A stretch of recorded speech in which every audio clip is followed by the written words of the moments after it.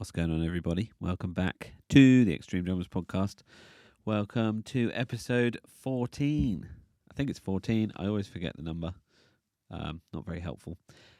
So last week, I finally got COVID, which I say finally because I haven't had it in 2 years in the whole pandemic, and I finally got it last week because of someone at my kid's school had it. He got it bad, bless him. He got it really bad. I didn't get it very bad. My wife didn't get it too bad, and my youngest, I don't even think he got it. Anyway, long story short, we're back. Wiped me out for a few days, but yeah. So stay safe out there. It's everywhere at the moment. I think though that might be because there's absolutely no restrictions in the UK at the moment. Anyway, either way, I survived it, and we're back. So I do apologise for missing out on last week. So this week's guest was meant to be like 3 or 4 weeks ago. But he got sick, or I got sick, then he got sick, and then I got COVID, and then something else happened. So we had to rearrange like 4 times. So long story short, we've been trying to do this for weeks. So we finally made it happen, and it was sweet. It was amazing. This week's guest is Sebastian Lanser. Anybody who doesn't know him, just Google him or YouTube right now. He is just on another planet drumming. He's just insane. He's such a good drummer. Not just an extreme metal player. He plays all kinds of amazing other styles of music, fusion and all that crazy polyrhythmic incredibleness. But yeah, he plays for his current band is his own band called Obsidious. Check them out. They're releasing an album soon. They've got some singles out, and it's pretty serious stuff. And he used to play in a band called Obscura, Panzerballett. I'm sure he's done a bunch of other stuff too. So anyway, yeah, there will be more links to his information in the show notes. But yeah, really, really awesome chat. It's a really, really freaking long one this week, just because we really got into it. Talking about all kinds of things. It's really interesting perspective with Sebastian because he started as a non-extreme metal drummer, playing fusion and jazz and all kinds of stuff, and then he didn't even start playing extreme metal till he was like 25. So he was already a really high quality, super high quality drummer, crazy high standard, already playing in bands and stuff. And then he kind of switched his style and learnt this whole new thing. So it was really interesting talking to him about what it's like to learn extreme metal music as an already established really good drummer, because almost everybody I've had on so far is like me, who had just kind of started playing blast beats as soon as they physically could when they were a teenager. So really interesting perspective, and all kinds of other stuff we chat about. It's a very long chat, so kudos to anyone who sticks out to the end. Lots of nerdiness. I think this might be the podcast where we talk about the drums the most. I don't think I've talked about drums quite as much. This also includes the first ever Patreon question, which is very cool. If you're interested, a couple of weeks ago I set up a Patreon. If you're interested in supporting the podcast, having to keep it a weekly podcast, which obviously I'd love to do, and also some extra perks like asking questions, voting for guests, a bunch of other stuff. If you're interested in joining the Patreon community, then head over to patreon.com/Extreme Drummers Podcast. Otherwise, you can keep up to date with us. I keep saying us. It's not us, it's me. I think I'm just trying to sound really professional. I don't really know what's going on, but it's just me in my little room. Yeah, so Instagram is at Extreme Drummers Podcast, or my Instagram, Downwarding Drum, facebook.com/Downwarding Drum, or Facebook is just Downwarding Drum, or YouTube. Be over on YouTube as well. Keep up to date with everything. And yeah, hopefully I don't get COVID again or get sick. And we'll be back next week again. So thanks everybody for still listening, and thanks to everybody who listened to the Derek Roddy episode. That was a really well received episode, which was cool. That was a real good one, real highlight of the podcast so far. So once again, thank you so much. Massive shout out to all my patrons. I think it's patrons or Patreons. I'm so old now. very cool community we've got going on, and thanks to absolutely everybody who's still listening. And I'll enjoy this episode. Get in touch on all the places. Tell me what you think, and have a good one. See you next week. Bye.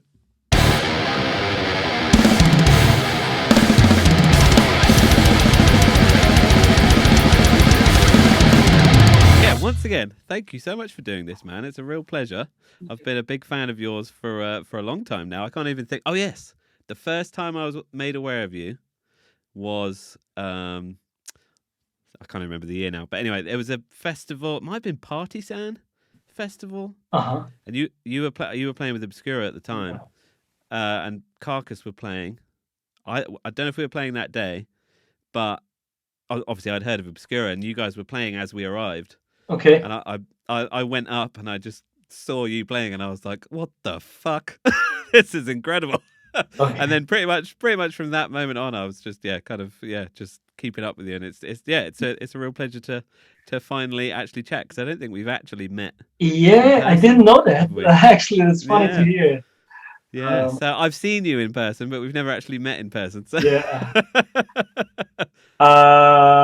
Same with me. Like, I actually heard of you first time when Ash from Revocation made me aware of you. Like, I love that guy. Because we were on tour together. Still when I played in Obscura, and he told me, like, check out that guy, and I did some research, and still I didn't know that you also played in Aborted. A few years ago. Yeah. Wow. Yeah, it's awesome. Thank you for having me today. It's a pleasure, honestly. Well. Real pleasure. So, I mean, my first question really is, I mean, I guess we've talked about it a bit, but how's the pandemic been for you? Like, how's things changed? Where were you before the pandemic? What was going on before? And of course, it's drastically changed everybody's life, but what's been the specific impact for you? If you don't mind talking about it, of course. You might just be like, "Fuck this shit, I don't want to talk about it anymore." Well, the pandemic. Yeah, it was funny because I was on my last Obscura tour. It was like the beginning of the year. We're on tour like January, February. And when we were on in the second half of the tour, that whole thing started actually, and we were glad that we could actually do every single gig. We have a band. Where were you? Were you in Europe? Europe. Yeah. Okay. Europe, and and we were glad that we could do the whole thing. And when we came back, right after that, next week or something, everything closed. Wow. We were in lockdown. So you were this close to just kind of the end of the world, as it were. It was from from touring to staying at home, in at home. Wow. Yeah. Yeah, I mean, it seems like so long ago, but it really wasn't. Was it? It was only a couple of weeks, couple of years, which in the grand scheme of things isn't that long, but it just feels like a whole different lifetime, doesn't it? But and I mean, obviously, apart from having to stay at home, what was going through your head? How did it affect things? I mean, as you say, it was the end of your kind of time in Obscura. But it was. So was it kind of a good way not a good way, but a kind of definitive way to kind of quote unquote end it? It was not the reason, because I actually made the decision earlier, but when that whole thing started, with the pandemic, I actually quit Obscura. After that, in the beginning of the in the beginning at the start in the beginning of the pandemic, I quit Obscura for several reasons, and so did also Raphael and Linus, and we decided to keep on making music together, and form a new band, which is basically Obsidious. now, and um, we wrote a whole album during the pandemic. So lots of creative stuff happening. What was happening in the beginning of the pandemic, in the first year of the pandemic, because like we formed a new band, basically the whole thing like from start from scratch, and we wrote a new album. That also was a big task to us. Like we, yeah, it always takes us very long to write new music I can because imagine, we're man. That stuff is all intense. really into, yeah, not all of it, but a lot of it. Yeah, it takes some time to compose and arrange and all that stuff. Yeah, and so it was So that, pretty interesting, pretty exciting, and creative. yeah. So you kind of, in a lot of ways, even though you couldn't physically tour, you kind of kept the vibe of being in a band, Yeah, by just writing a completely new thing, basically, and starting a yeah, whole new band. That's really cool. yeah. Was that kind of, was it a plan before the pandemic happened, or did it just kind of naturally evolve into something Like it after the was pandemic? actually right in that time when we quit Obscura. Mm, Like it was like the very beginning of the pandemic. We quit Obscura and we decided to go on as a mm. band and making music together. So everything, like it developed like Yeah, month for month. yeah, And and I guess you had more time than you normally would, right, sat at home. right. That was actually a good thing. I had a lot of the like bad things always have good sides as well, and like Yeah, um, absolutely. Yeah. there's a lot of yeah, it was a really creative time, and Mm. had a lot of time to um, yeah, practice and all that stuff and compose new music. That was actually the goal for this year, and Yeah. then uh, all of a sudden, like we noticed that like people are interested in what we are doing. Like so, like we got we got an email from Season of Mist, like from the early days on. Like if we would like let's they told us basically keep us informed when you have the Wow. album written, and like That's so we cool. did that actually. Yeah. Yeah, So they actually approach you. yeah, yeah. They Wow, did. that's Yeah, cool. That never happens these days. yeah, right. With labels. That's amazing, man. Wow, that's really, really cool. And I guess that came from your time with Obscura, right? And everybody knowing what kind of musicians you were, and Yeah, how good, how proficient you were and stuff. And totally. that's really cool, man. Wow. So in a lot of ways, yeah, you just kind of kept rolling, because I find it really interesting, because it's such a unprecedented time that we've had in the last 2 years, that I've found it very interesting to speak to drummers and see how it's affected their practice and their motivation and creativity and all that stuff. And I think it sounds like for you it was kind of good, I guess, in a lot of ways.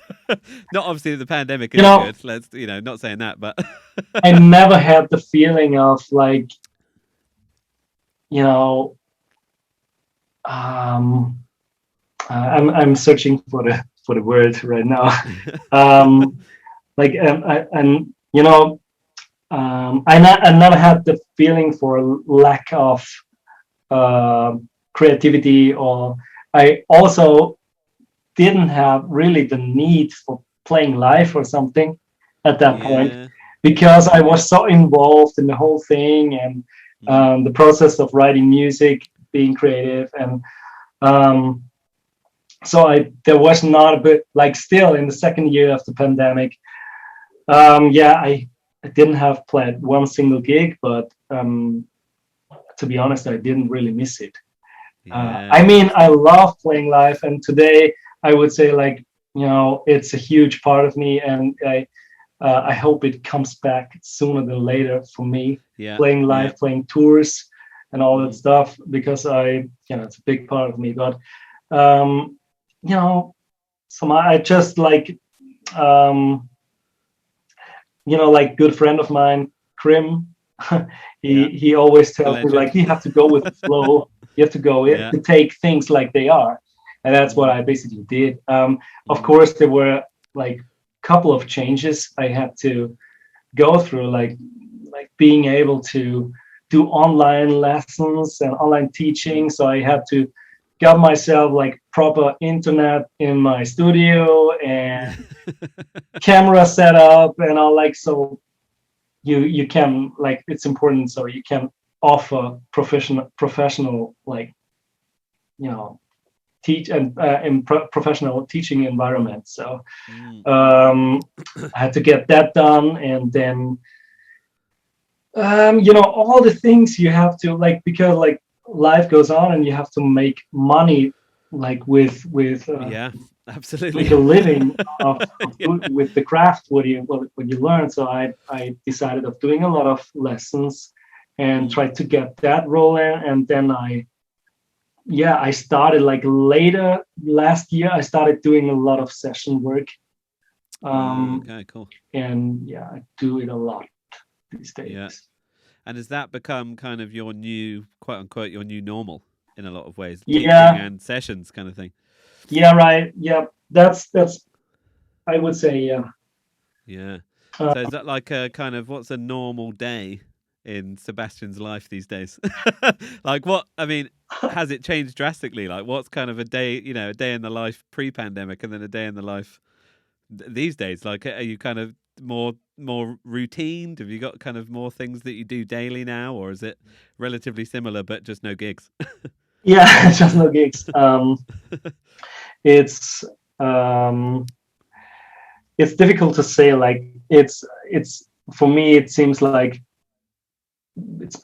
it's such a long time ago since I had normal life, and these days I have to really think about, like, I don't know. It's really, probably it's just me, but I feel like,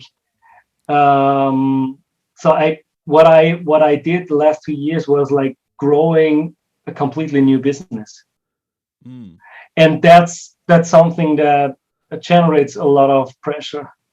yeah, of course, of course. And like, because like you do this and that, like with like the lesson thing and um, recording music, so you have basically something new, and I wanted to do it really in a professional way. So I had to Yeah. invest before it, Mm, like mm. invest some money, um, and still I have the feeling it's a lot of work, more work than before. Yeah, interesting. I have to invest more.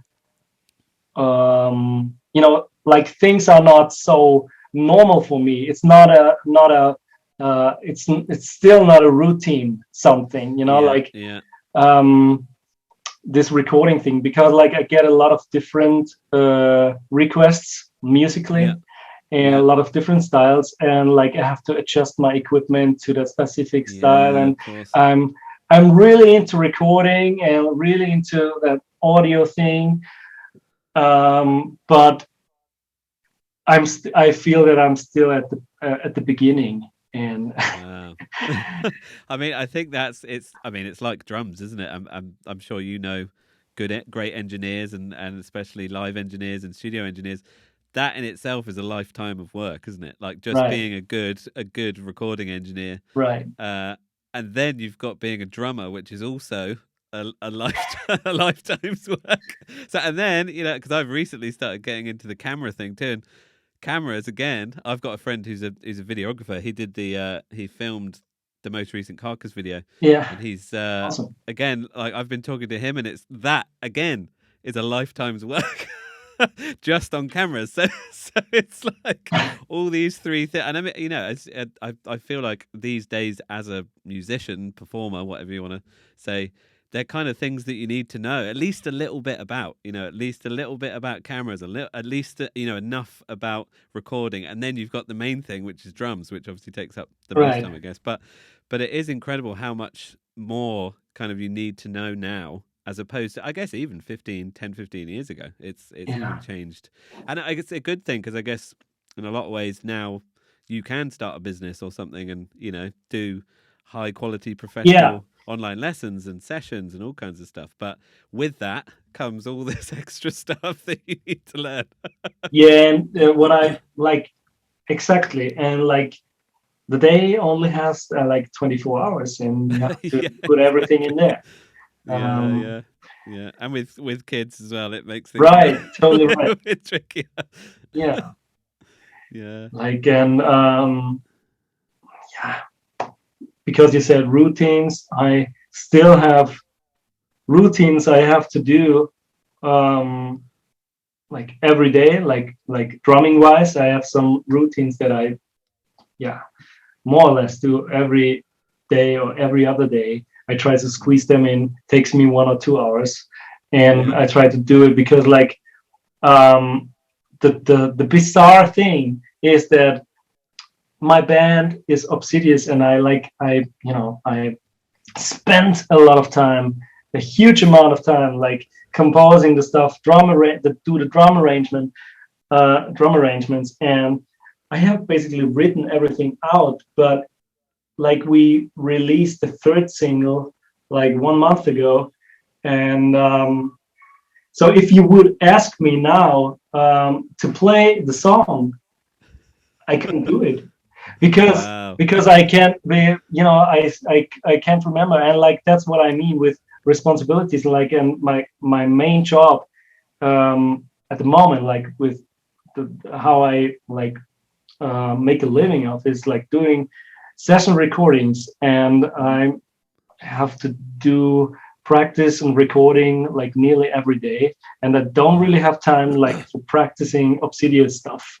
Awesome. Yeah, yeah, yeah. And that's why I need to keep myself in shape with like routines and like the technical side of drumming, that the stuff that the language that I in technical terms that I need Mm. in Obsidious. I have to Yeah, keep yeah. them in shape because if I wouldn't do them, I can like use the language when I need it. Yeah, yeah, absolutely. And one thing I wanted to ask you about was practice and how important you find practice. But has that always been, even before Obsidious and even before, I guess, Obscura, and before, because yeah, obviously there's Panzerballett and stuff, that stuff is also insane. Like, have you always kind of been relatively disciplined with practice, and have you always made sure that you've done a certain amount of stuff daily, or as close to daily as you can? Like, is that a big part of your drumming in general? Is Since is I that kind can of thing? remember it, like it started pretty early. Um, so like I can't really remember when it was, but I started pretty early to practice a lot, like four Mm. hours to 8 hours a day. Wow. Yeah, I started like I don't say that I practiced the whole time, but Yeah, a of lot of it course. was discipline, Mm. practice time, and the other time was just the rest was just like playing Playing. around, Yeah, yeah, yeah, yeah. having Which fun, is important too. Yeah, yeah. absolutely. Mm. But yeah, when like I studied music, I went to university probably in my early 20s, like when I was 20. Yeah, yeah, I went to university studying jazz, and yeah. that's when like I really spent a lot of time on my drums. Like every minute I could, like Wow. um, I would practice. And after after I finished the university, I got the offer to play in Panzerballett, and then I continued to like really practice a lot because Yeah. I had a musical goal, like a vision, if you want to call it like that. I had a musical vision where I want to go, and like I practiced a lot of that stuff, and like not Yeah. only the music, like principles, like the language I need in that band. And after the second album, I started to do my own drum arrangements and get more nerdy and more into detail um, with like the whole um, um, orchestration Yep. Yep. um, Yeah. thing, and how I orchestrate like different thing, like if you have different cycles, rhythmical cycles Yeah. or polymeters, polyrhythms, and how I do orchestrate those in the music, like to support the music, and like got really nerdy with that stuff. That's what actually the time when I started to use uh, MIDI or Yeah. like Yeah. my DAW to like Yeah. program drums and see how things look. Yeah. Um, Yeah. and people who know me better, they know that I write down a lot of the stuff I play. Um, Like notation. yeah, Yeah. Yeah. and because I actually I'm a visual learner, I'm pretty Yeah. fast Yeah. learning. I can learn pretty fast when I see what I'm Yeah. Yeah. practicing, and it helps me. Um, yeah, and so there I was really used to like practice 6 hours a day or more Wow. if I needed, and I did this That's for a incredible. very long time. Yeah. And then there was Obscura, like Yeah. after Panzerballett, like I played at the Tama Drum Festival, like 40th anniversary drum festival Yeah. I've seen in that video Germany. many times of your solo. Yeah, It's killer.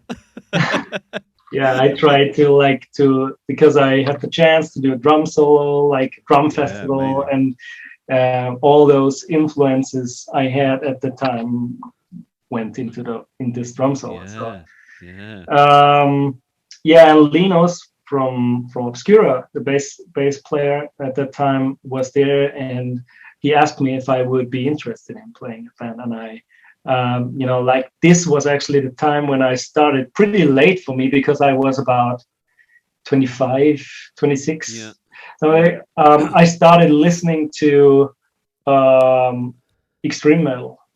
I started to get more Ah. and more into this kind of music, and But uh, not until you were 25 ish. yeah, not really before. Ah. Before, Okay. so it started pretty late, but I was Yeah. really, um, yeah, I was really fascinated by those players and Yeah. for some bands, and um, started to listening to that style of music. And when Linus asked me if I would be interested, um, I it was great because like um, I could like finally I had another band like I got into an extreme metal band, and I had to again have a musical reason to practice things like Yeah. musical vision Yeah. to. Absolutely. And at that time, I was probably a little bit too naive because I thought with a lot of practice I could manage to um, because I was used like if I practice things will work, Things and get better. Yeah. Absolutely. and like I did play blast beats or that stuff. Like I was like always practicing a lot of rudimental stuff and technique, and Mm, so when I got into Obscura, I didn't expect it to take very long to get that skill down, and yeah. Yeah. so when I had to record the first album, I really uh, put a lot of damage to my body. Really Yeah, interesting. Wow. So you found this is really interesting because I don't think almost everybody I've spoken to, especially on the podcast, is like born and raised extreme metal. so, like Krim, me and Krim obviously talk all the time and stuff, and we've been playing since we were teenagers. I mean, I joined Aborted when I was 18, so like, but you've kind of come from the other, almost from the other direction. So that's really interesting. So in a lot of ways, was it what was it that was so much different to the kind of the stuff that the language, as you yeah, said, that you'd kind of been learning before? Because again, like I only know a relatively limited quote unquote language, and it's mostly in metal or extreme metal. So me trying to learn the stuff that you play, maybe the stuff that you're more comfortable with, that would be a huge leap for me. And did you feel like moving into the again extreme metal world was a bigger leap than you expected? Then that's quite amazing. It's Yeah, the problem was, um, it's actually pretty simple. The physical part of drumming. okay. Yeah. Is it underestimated? Underestimated? Yeah. Like Yeah. Yeah. I Yeah. didn't like. Um, yeah, the physical part of drumming. Like I thought, like because ever since the stuff I did before Obscura was like, like playing pretty loud, I would say, Yeah. and like Yeah. using my wrists, not a lot of my Yeah. fingers. I Yeah. was like for double bass, I played like chain drive Full pedal, leg. full leg Yeah. motion all the way, and and when I came into Obscura, like 1 year, the second year, like it took me quite a while to figure out, but I changed my way of playing Yeah. drastically. Like Yeah. the way I hit, the way so I had to learn not focusing 100% on volume or like dynamics when Yeah. Yeah. Yeah. practicing, because like Yeah. I practice single strokes with my feet, of course with my hand, and I always also if I play on my pad, I always was listening to the quality of what I'm like the loudness, like the dynamics of what Yeah. I'm, are they Consistency and stuff. consistency, Yeah. are they even, and I always Yeah. listen because I'm an audio driven person, Yeah. so Yeah. Yeah. I had to learn ignore the dynamics and Yeah. like just Yeah. concentrate on the movement, on the feeling, how Yeah. does something feel and how does it look, and um, being relaxed all the time. Being relaxed is Yeah, the key to all of it, isn't it? yeah, it is. Yeah. I learned Yeah. so much from that, but it took me a while because like I never had. I was watching a lot of videos, of course, and I knew guys like playing that music, but like if you don't have a, like I can remember like seeing Ken Bidini like from Yeah. abroad Yeah. Mind playing them, blowing, that and guy. yeah, brutal player. And if you don't are like if you don't understand, if you can't connect like to that swivel foot technique, like if you Yeah. if you Yeah. don't know how it happens and you just watch it and you think it does, this is a technique that's really complicated, it can get misunderstood Yeah. um, quite fast, Yeah. and so Yeah. you have to figure out like, that's why it took me so long. It took me like about 6 years to get the technique down, and like Wow. yeah. Yeah. Yeah. And it was that kind of not starting from zero, but kind of really dissecting it, taking it apart, and starting slowly, and Yeah, then building it up. Yeah. and that's what's actually I mean, it's great to have a musical goal, like to have a reason to practice something, but these things are actually long-term goals. Yeah. Playing Absolutely. fast singles for Yeah. and long endurance, Yeah. um, these are long-term goals, and I had to Yeah. accept it. Like, and then yeah, I remember like I always wrote stuff that was actually ahead of my like Yeah. uh, Ability. Yeah. physical Yeah. ability of Yeah. playing, and now I'm at the point where I feel quite comfortable. Like Mm. most of the time when I'm like I get to practice and practice a song, if I get some days of practice, I have it like pretty quick right away, Mm. the Mm. skill. Yeah. Yeah. Yeah. But I can't remember like meeting for rehearsals, like practicing new songs with the band, something that's or um, having those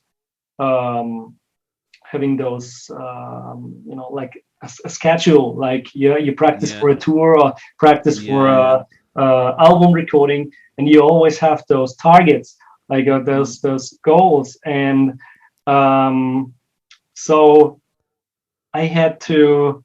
I always had the feeling of being in the way sometimes, because like I didn't have the time to like fully develop a skill.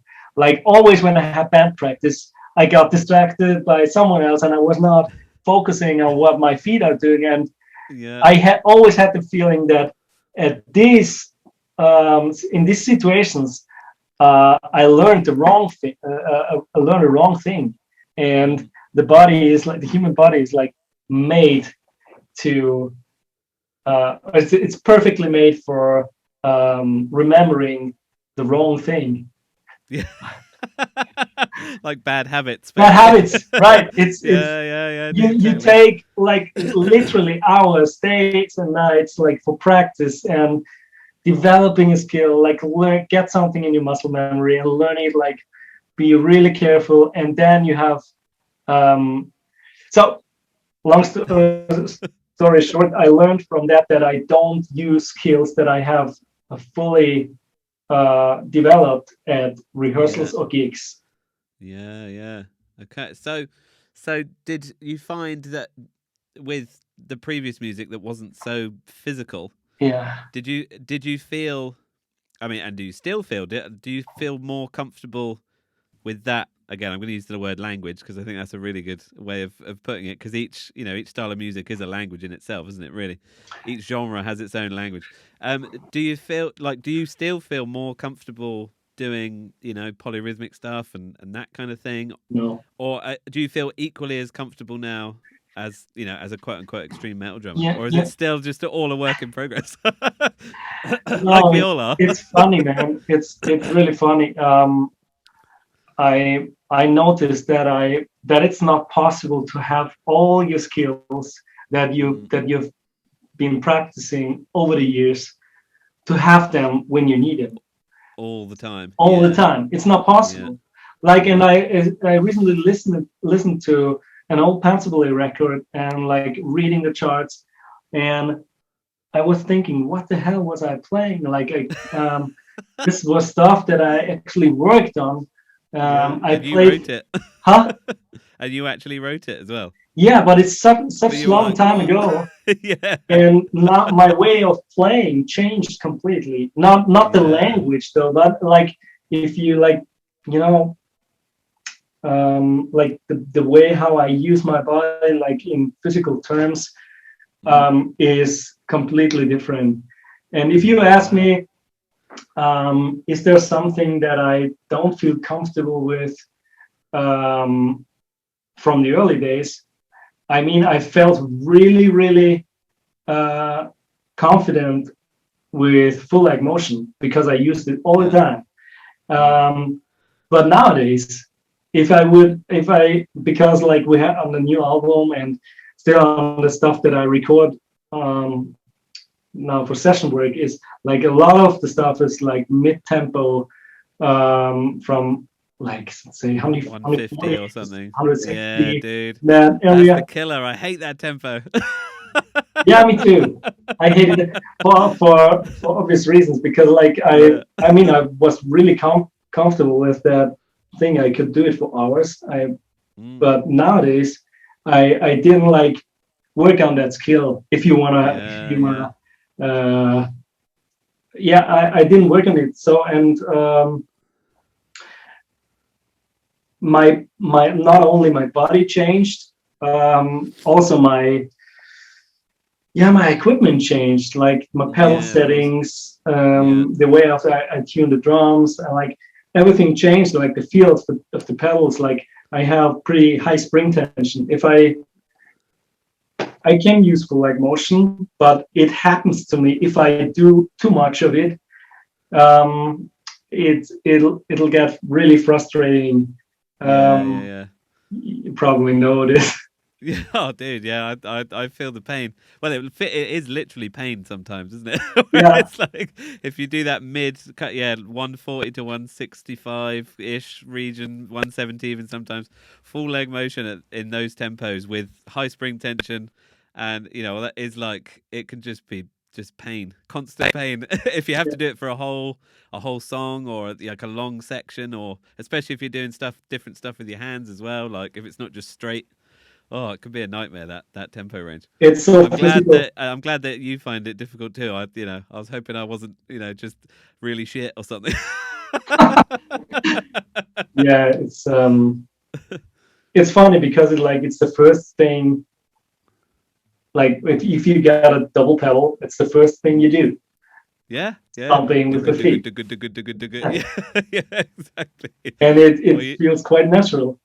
yeah, yeah, yeah. Well, it's like I can't remember who said it, but if I teach sometimes as well, and I call it the caveman kind of technique. It's Yeah. kind of it just feels like what you do if you if you sit on a chair and you want to drum, you just kind of stomp the floor, don't you? So it's in a lot of ways it's really natural, but yeah, as you say, like I guess extreme metal in a lot of ways is unnatural, and you remove those kind of instincts just so you can kind of play these insane tempos or these insane parts, Yeah. which is it's got positives and negatives, I guess. So now when you do your kind of your daily, I guess your daily routines, as it were, when you're practicing, do you incorporate a lot more? I guess you have to incorporate a lot more speed stuff than you ever would have done. And is it more kind of endurance? Is it kind of a mixture of endurance and pushing tempos, or is it? Yeah, what's the It's kind of both. general vibe? It's both. It's like Mm, um, I keep these days I do a lot of endurance runs mm, mm, because like they train actually the skill, or they the train is not the right word. They keep my skill in shape. mm, So a skill that I already have available in my muscle memory. yeah, So yeah. if I do a lot of endurance runs, like they keep my skill in shape basically, Mm, and that's all actually I want to do.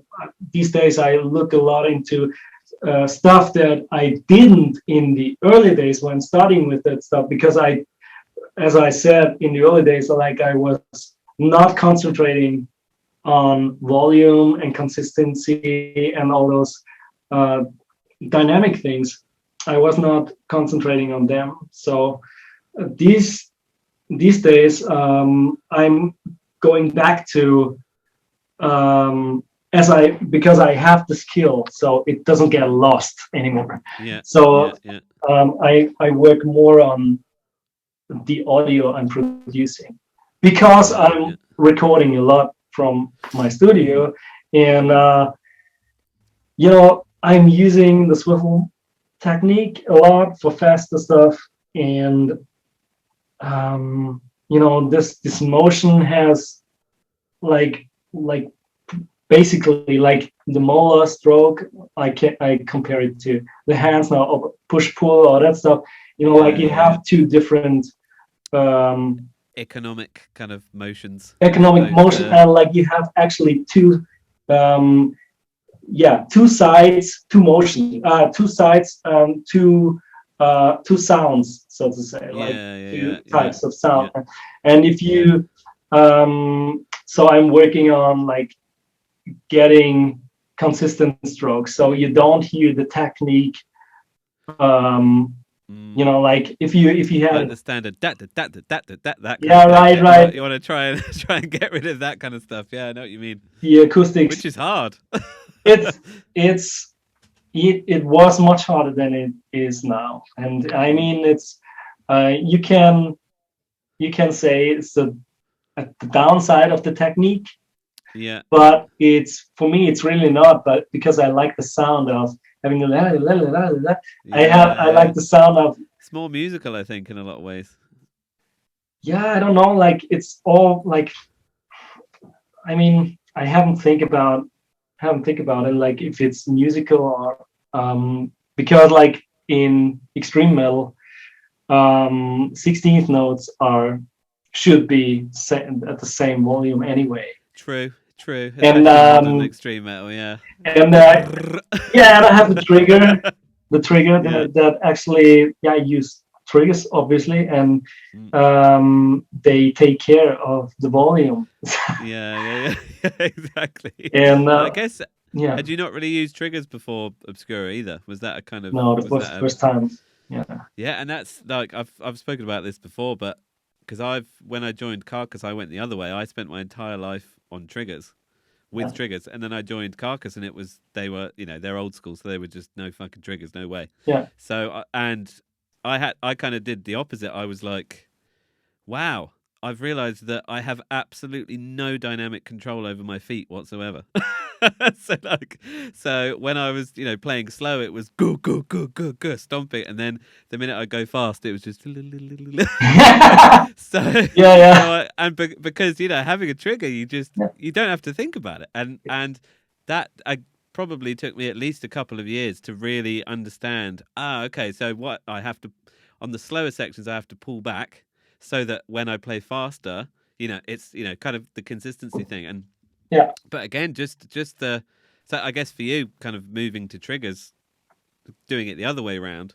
I Mm, guess it's a similar learning curve. Like, oh, hang on, I don't need to worry so much about the dynamics here. That kind of does it for me. right. I mean, I tried to get the perfect mix of both worlds, like when Absolutely. practicing, because I noticed like using triggers, I can like somehow trick my brain and like to not getting like in this like old habit of listening to the audio I'm producing, and like Yeah. if like if strokes are too soft, I would force myself to play louder, and that's where I mess up my technique. Yeah, and um, because you sit differently, you shift yourself or whatever, and like, yeah, I know what you mean. and Absolutely, with yeah, triggers in my ear, I was completely relaxed and I was just yeah, focusing on the movement. And yeah, later, then I got back to like just practicing on like on my pad actually, um, and focusing on my on like on the consistency again, in mm, terms of dynamics, but also like the stuff I up to this day, which I find like amazingly difficult, is note spacing yeah, with when using triggers, because using triggers like playing 16th notes, like let's say above 220 mm, and like up to like I don't know, um like it gets harder and harder to like have even note spacing.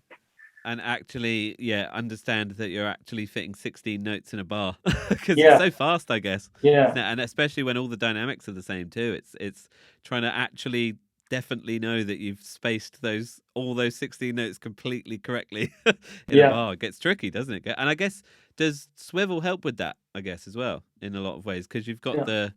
it's kind of a physical indication, right, of Where where you one are in the is. bar kind of Yeah, thing. Yeah, yeah, yeah. yeah, absolutely. Wow, that's got and so obviously you're doing a lot of sessions and do you get things that are kind of wildly different? So do you get some extreme metal projects? Do you get like jazz people getting in touch? Do you get can it be that different or is it Yeah, generally in more of a in similar kind of thing or is it all over the place? it's it's literally all over the place, but Oh my it's god. not so much jazz Yeah, today. yeah, Like, yeah. um, I mean, I love listening to jazz these days. I like also playing. I have a trio, and we rehearse, and we have some gigs coming up, and doing like doing different projects with that trio, Mm. like recording a lot, like, um, but for session requests, it's it's more modern stuff. Like Yeah, yeah. um, it's more like um, fusion, like Okay. like fusion funk. Yeah. Like obviously a lot of that stuff is tech metal or techy Yeah, yeah. metal, and Yeah. also some progressive stuff, or just I just recorded one electro electro. I don't know what it's called, but it was pretty straightforward actually. Electropop Yeah. stuff, Yeah. like Wow. really simple. Yeah, doing, That's but cool. it's fun because like it's it doesn't get boring. Like it's, Yeah, and I was going to say is like you must kind of in a lot of ways always be on your toes, kind of what's going to come next. Whereas, you know, when you play for one band, say Obscura, Obsidious, or Carcass, and that's kind of your main thing. I've definitely found it where you kind of get into a kind of false sense of security where you're like, yeah, I don't need to do anything else, and blah blah blah blah, and then out of nowhere you get one session job, and you're like, well, I have to do this for whatever reason, and it's completely different to what you've been doing in that one project, and you're like, oh shit, I need to do this, but I haven't been developing these skills over the last however many years, so I guess for you, you kind of have to try and be all rounder as yeah, as much as you can. yeah. Does this go back to these kind of practice things you do every day to try and keep as many of your kind of as much of your vocabulary up to scratch I as you mean, can? I like the vocabulary that I really need to keep in shape is the extreme metal thing, Ah, because that's interesting. for Okay. me it's the hardest to because Yeah. it's like it's always a pain for me, like getting back and learning a new song and doing a playthrough or whatever, and like you have to spend 2 or 3 days to get back in that shape, and I Yeah. don't like Yeah. that feeling. It's a Yeah. feeling of frustration for me, like Yeah. Feeling all sluggish and just yeah, like, oh, yeah, tensing up and not fully relaxed and all that stuff. exactly. Yeah. Yeah. And since it's so physical, I also learned to listen. It sounds a little bit esoteric, but I learned listening more to my body actually. Like Yeah. Yeah. Yeah. Yeah. so not doing things that might hurt me. Yeah. Yeah. Yeah. So I try to keep it as easy as possible. Mm, mm. Yeah. That's cool. Not really with the things like I try to compose, Yeah. but like with the like with the technical skill, I these days I don't really use really some out of this world new technique. So like there are some things that I always like get inspired when I'm composing, and I don't really I always like did that when we were writing with Obscura. I always had a vision of how I want to sound, and then I practiced for that. And Yeah. Yeah. these days um I have to like it sounds stupid, but I have to tell myself like you have a lot of vocabulary. Use that vocabulary and use Yeah. that skill, and don't Yeah. use like because the music is complex enough. You don't need to learn any new technique or Yeah, something. it's No, true. Yeah, just learning the music is enough to to fry your yeah, brain. Yeah, and that's because that was going to be one of the next things I came onto actually. So that works well. But when you're writing stuff, are you like how does it start? Are you straight in the box? Are you straight on the computer? Are you writing things out, or do you kind of start on the kit, have a kind of mess around, or is it a mixture of the two? Does it all depend?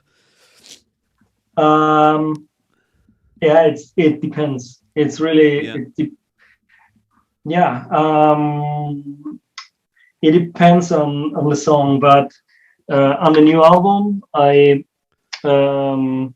on the new album I did basically everything. I have my electronic kit here, and Mm. I like my studio is not far from my home, so like I can sit on the drum kit and try stuff. So when that happens, like sitting on the drum kit happens when um, so like for the more generic part of the composition, like playing blast beats and double bass and that stuff. I don't really need to sit on the drum kit to compose it. I have it in my ear. So if we Yeah, yeah, compose something, I have, oh, that could be cool or that, and then I program it. Yeah, yeah, Um, and but then there are some more um, how to say more fusion orientated yeah, like there's a fusion orientated approach to some of the stuff on the album, and it's more that goes more in the direction of like my my all-time favorite players like Mini yeah, Colaiuta.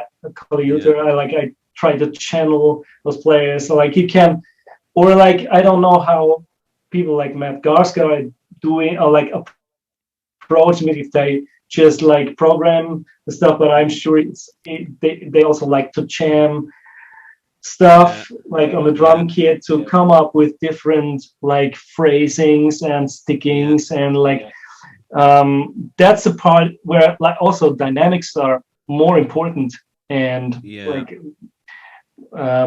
so you have to choose like which sticking to use and like um exactly, and that's where I sit on the kit and try around and mm, but I write a lot on the computer, so I yeah, spend a lot of time on Cubase yeah, and I like if it gets more complex in terms of like orchestration, like polymeters or stuff. Like it's great to have uh, yeah digital audio workstation because you can see what how it's going to actually sound like, yeah, or yeah how it's going to work with, you know, with each instrument together. Yeah, exactly. absolutely. And there are some like if you have um, some layers of rhythm that um, like like yeah I compare it to like melodic like to the principle of melody and harmony Yeah, because there is also dissonant stuff like you know like yeah, yeah, of and course. you can have that also in rhythm like if layers are really close Yeah, um like if you have 5 and 7 or something like in like play like 5 notes and 7 notes like it doesn't make no sense at all but like yeah, I'm just saying like in the same amount of time so you have those two layers and if you have those um, polyrhythms you can listen to like to the orchestration because the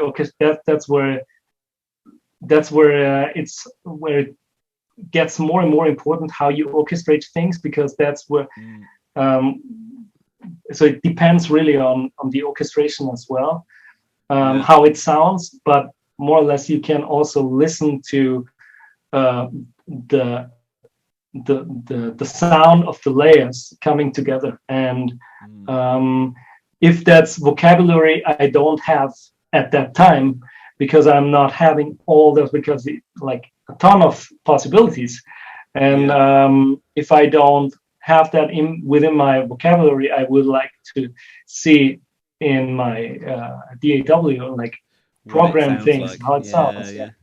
And there's also that thing of like, it's it's across the board with music, whether you're writing or recording or playing live. It's when you're actually when you're on top of something, quote unquote, when you're playing it, it's very hard to actually know how it sounds. You know, like properly how it sounds, and especially when it's a complex part. And as you say, if it's something that you can't actually play, just being able to try and play it is going to be enough for your brain. Let alone, okay, I can't play it, but how does it sound? Like your brain's not going to be thinking about what it sounds like yet, because your brain's like, well, figure it out first. Like we can't even play it yet. So before we figure out if it's good or not, like let's just figure out if we can even play it. So yeah that's what I think. You know, something like as you say with the DAW or programming is such a it can be such a good tool for that. Like yeah you know, actually seeing if your idea sucks basically or not, or if or if you know you or you can, as you say, you can make ideas that I find a lot of the time when I program drums, I program something that I would have never naturally played, which is great because you're like, wow, you know, this is something I never would have played, so I have to learn something new. And yeah but and as you were saying, using the kit as well. sometimes I find that a bit annoying that I program stuff that I wouldn't play, because it's like, well, it doesn't really sound like me. So I think having the, as you say, having the kind of the using both Yeah, is I guess is kind of the optimal way to go, really, to push yourself and also to try and infuse more of yourself into it as well. that's so interesting. Yeah, um, I never had the feeling of like being scared of not being me, like when programming, and didn't really, Ah, interesting, literally interesting. didn't think of it. Wow. If you Okay. say it now, it makes a lot of sense because like also my like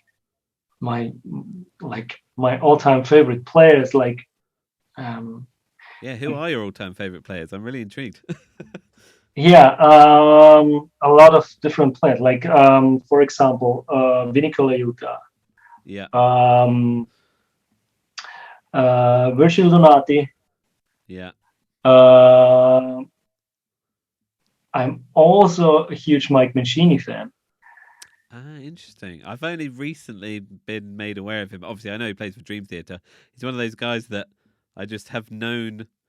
You know, he's been there, but I've just never checked him out. But he's a crazy independence kind of Yeah, advocate, isn't he? yeah, right. And he wrote two books. I mean, it's so I have those two books which I find are great. This Rhythm Knowledge, one and Oh, two. cool! Wow.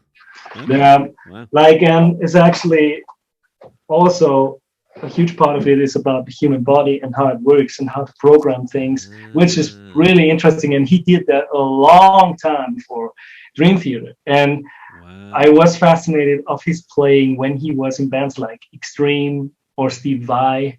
Ah, So a okay. long time Yeah. ago. Yeah. Um, always was a lot of a huge fan of his like methodical approach to soloing also because he's I don't know but it sounds to me like it's classical trained Mm, so because like the way he uses motives and develops motives and yeah. yeah it's just like um, I love it Yeah. Cool. and then there's more the jazz guys like Ari Hoenig. I don't know if you heard of him. He's a New No, I York don't. No, guy. I'll be honest. Jazz is just like I worked in drum shops for years, and every guy I worked with was jazz guys. So and I was like the metal guy, and they were just like, Yeah. and obviously I learned a lot about not a lot about jazz, but I got exposed to jazz, which I just never would have been, which I'm really appreciative of. And they got exposed to metal, which they never would have been either. So, Yeah. but as far as jazz, my knowledge is very limited. So, Yeah, I mean, I try to be as open-minded as possible. I'm listening to a lot of different stuff, and I think like jazz is where improvisation comes from, and so mm, not I'm listening to a lot of jazz music, and not because I want to like um, you know get that swing right pattern down like really authentic or something. Like I want to learn the vocabulary or like the like I how to say fuck it's the English language again comes in the way oh how to dear, say things. your English is impeccable, so it's perfect. Anyway, sorry, I'm Okay, interrupting you. like I'm listening to jazz also because I love improvisation and that's where it happens. If it's a Yeah, drummer, if it's a saxophone player, if it's a piano, um, like there are all those great soloists, and you can learn so much from them, like how mm, they improvise. And that's actually the like, yeah, it doesn't have to be jazz. Like yeah. it like you can, Traditionally, yeah, yeah. you can use the principle of improvisation in barely any music. Mm, Being able to use your vocabulary in a more or less spontaneous way, being able to use your motives that you play and develop them towards a musical goal. And not so much for extreme metal, like for Obsidious, for example. There's not Yeah, really of course. room for improvisation. Yeah. Yeah, but I'm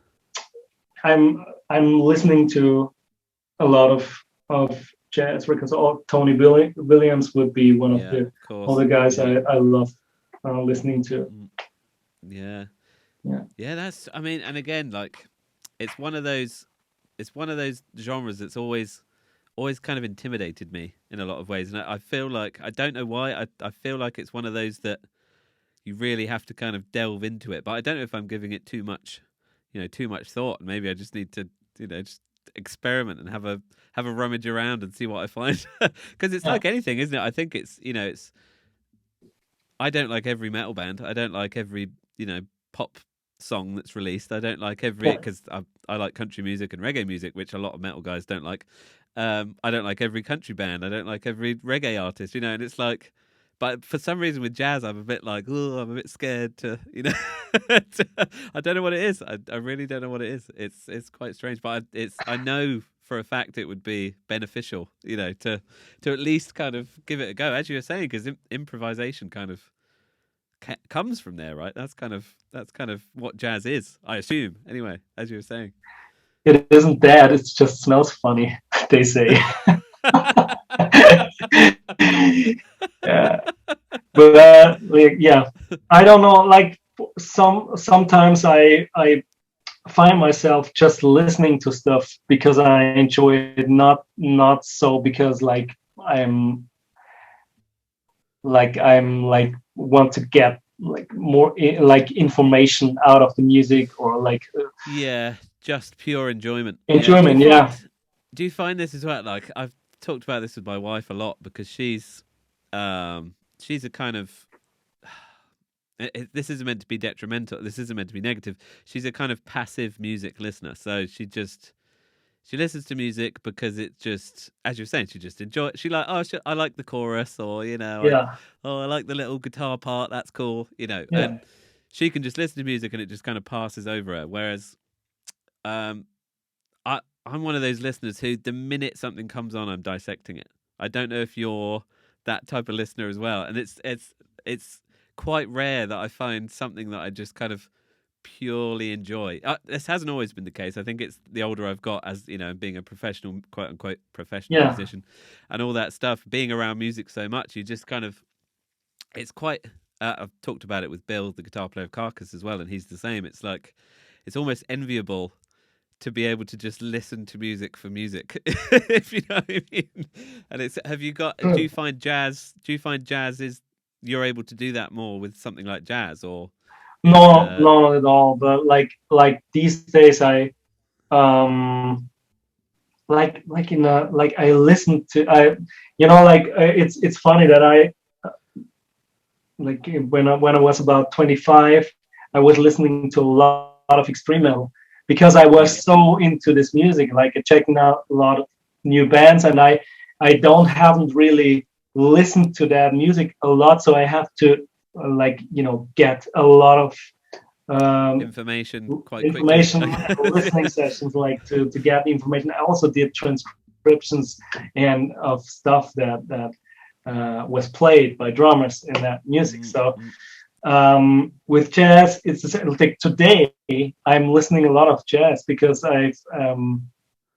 it's it's quite controversial to what I do in my daily basis, like as a session Yeah, recording artist. But like, um, yeah, I mean, it always has been that way. Like somebody finds something fascinating that is not within your vocabulary, within your ability yeah, as a yeah, player, and yeah, yeah, I don't know. It's pretty funny that you say like you dissect like all like if you have hear something new, you immediately dissect the song. Um, that's what I do too. But I spend a lot of time like in my car, like Yeah. when I'm driving to my studio, for example, Mm, or on my bike, and I'm listening to music. And when I'm like driving, or literally, I don't find myself dissecting something because I'm listening to music. Because when I'm sitting there, I don't do nothing else. Like I would do yeah, the yeah, same. yeah, Um, so it's yeah. with sports when I like to do sports, and like when I go out running or something, like I enjoy listening to music, and that way I don't really try to understand what's happening. I guess when you're I guess your brain is distracted in those moments, right? So in a lot of ways, it's a more pure, it's a more kind of what was the word I used before? Passive. It's a more Yeah, passive listening experience as opposed to being, speakers in front of me, being sat in front of the speakers on my laptop, like, yeah, I don't like that snare drum sound, or or something. and you know what? That's also because you said that. It's funny that my like stuff you're listening to like for fun, and the musical memory you still have of music you're listening to over and over, like like I would lie if I'm not saying like grabbing some of like licks and vocabulary Yeah, in use in the yeah, music. But yeah, since I didn't analyze it, it comes out different because yeah. I don't like. Subconsciously, maybe.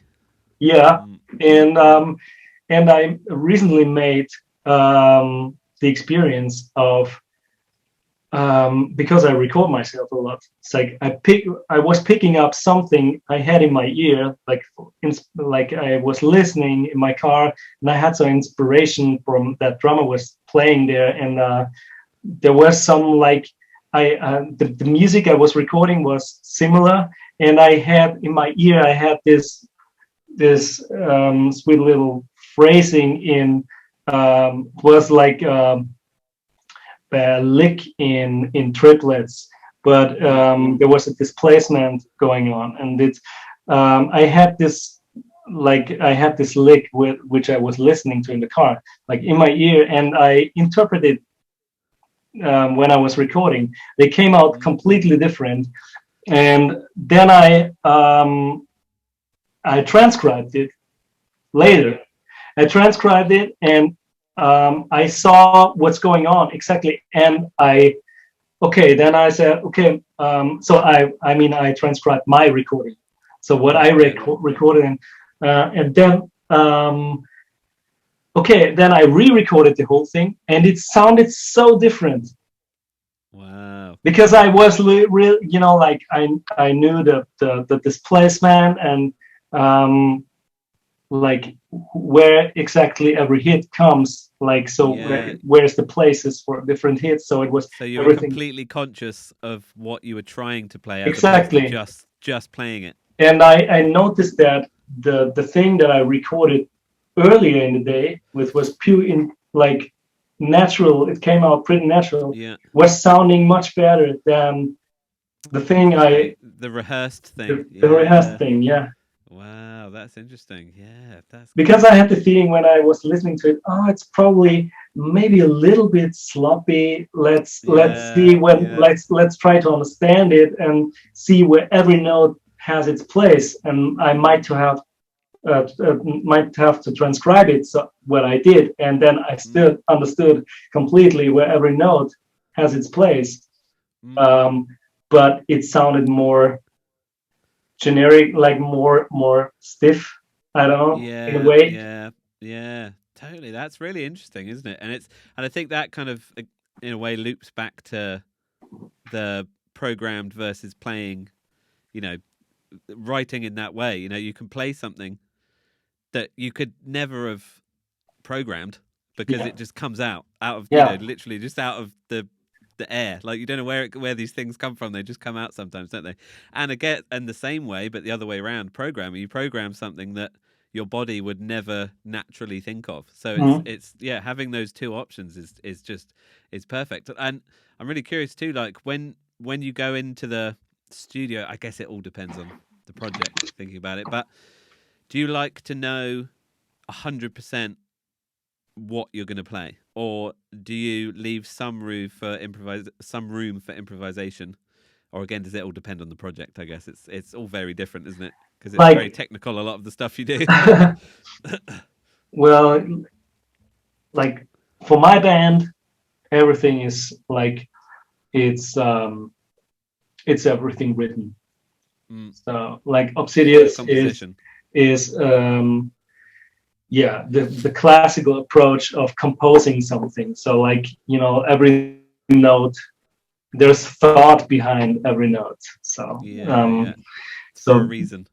Yeah, and it's composed stuff, and I play it that way. And like when I go into the studio, I like to know like the composition pretty much, like the drum arrangement. I need to practice, and I need to know what happens exactly before going to the studio.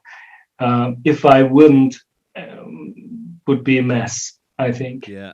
Because like there's no chance to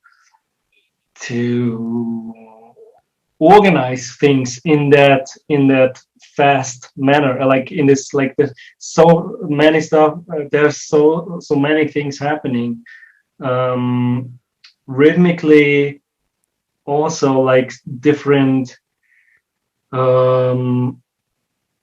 different note. You can't I wouldn't be able to improvise that whole thing, because like I think the easiest way to say it's happening too fast.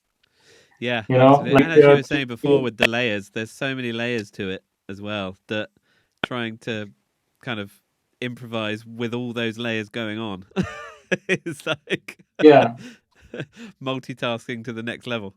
You know, it's just like and as I said, every note has it's a reason why I use different note rates or so, you know.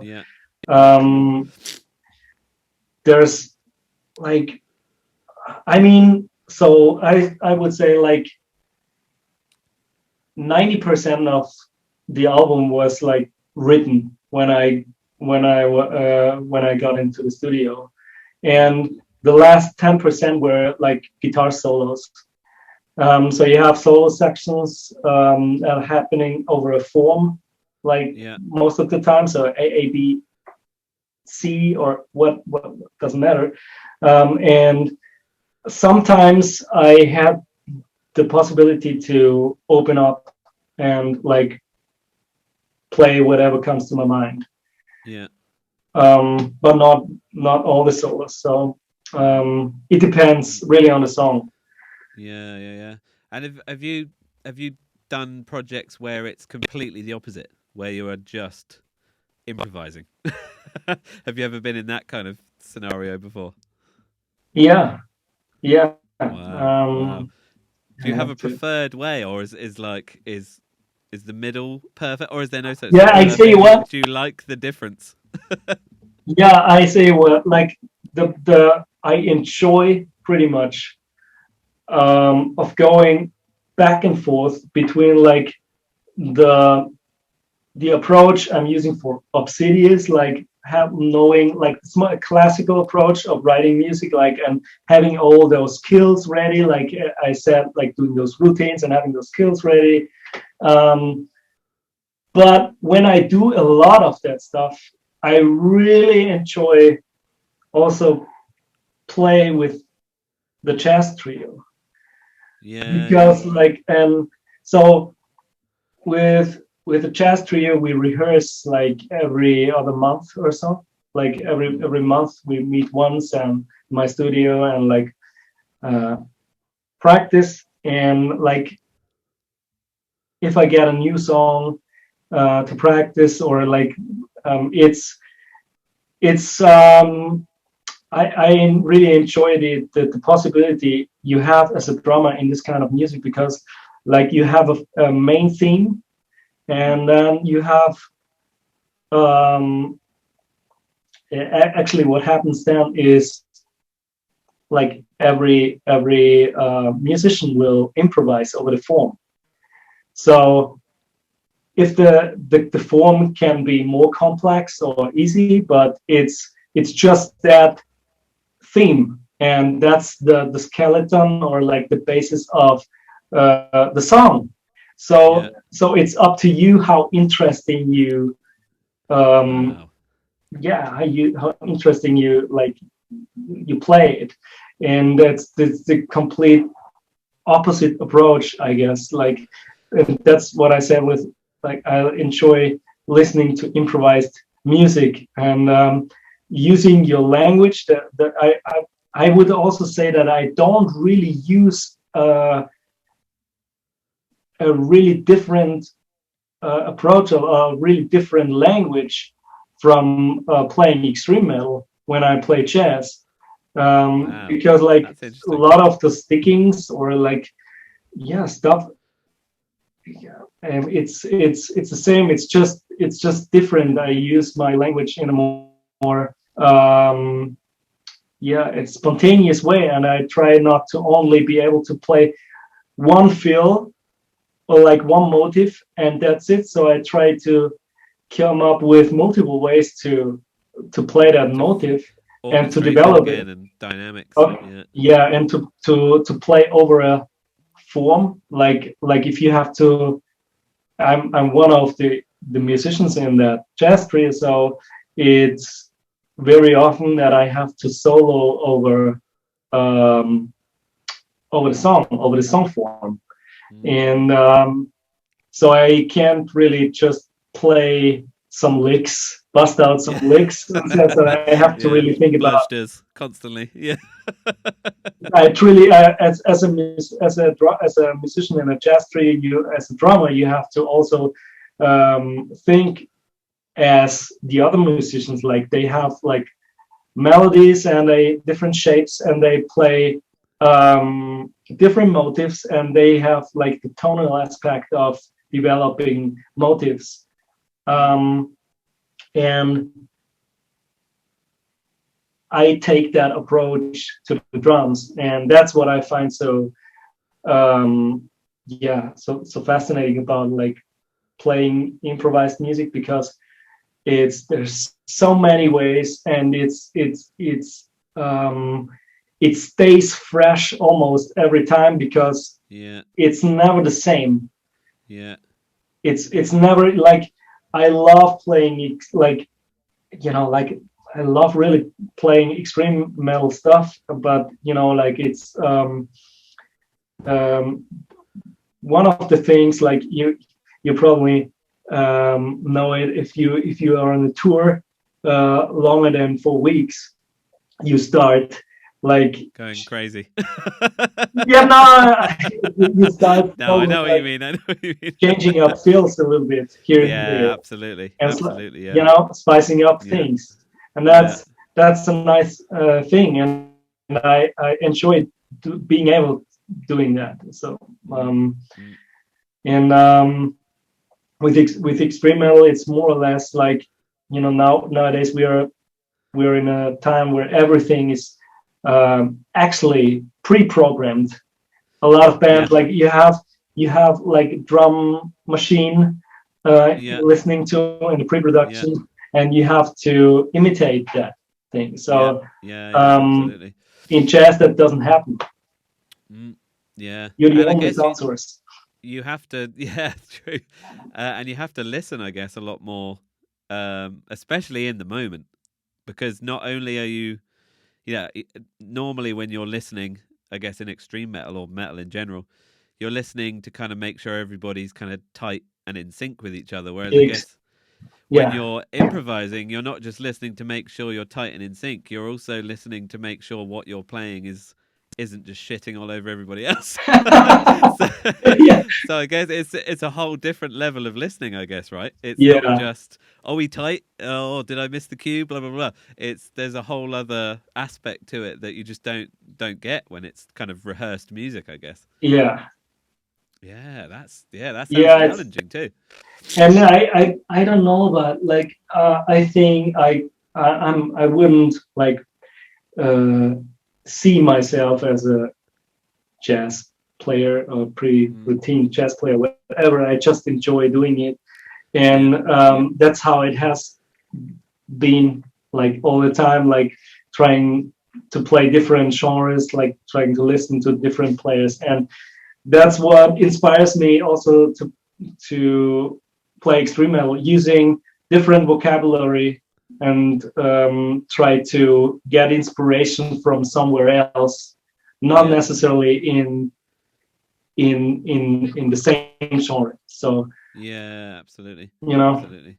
Yeah, I'm sure you find this too, but I often find, especially in metal, like I think across the board, but the people that often bring the most creative things into a certain genre are usually people that are stealing things from another genre that isn't, so the most creative metal people are often people that aren't stealing from metal. They're stealing from jazz or funk or and they're Yeah. like, oh, that's a cool lick. I wonder if I could turn that into like a metal thing.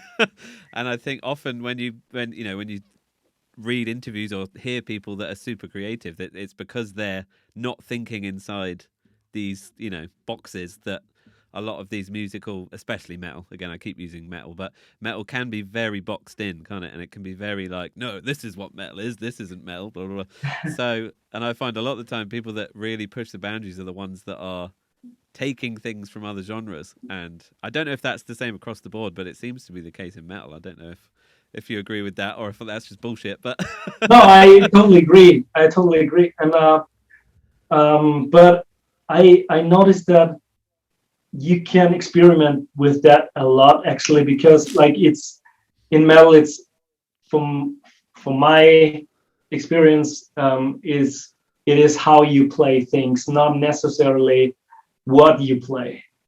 But when you yeah, talk about like you know like using ghost notes, yeah.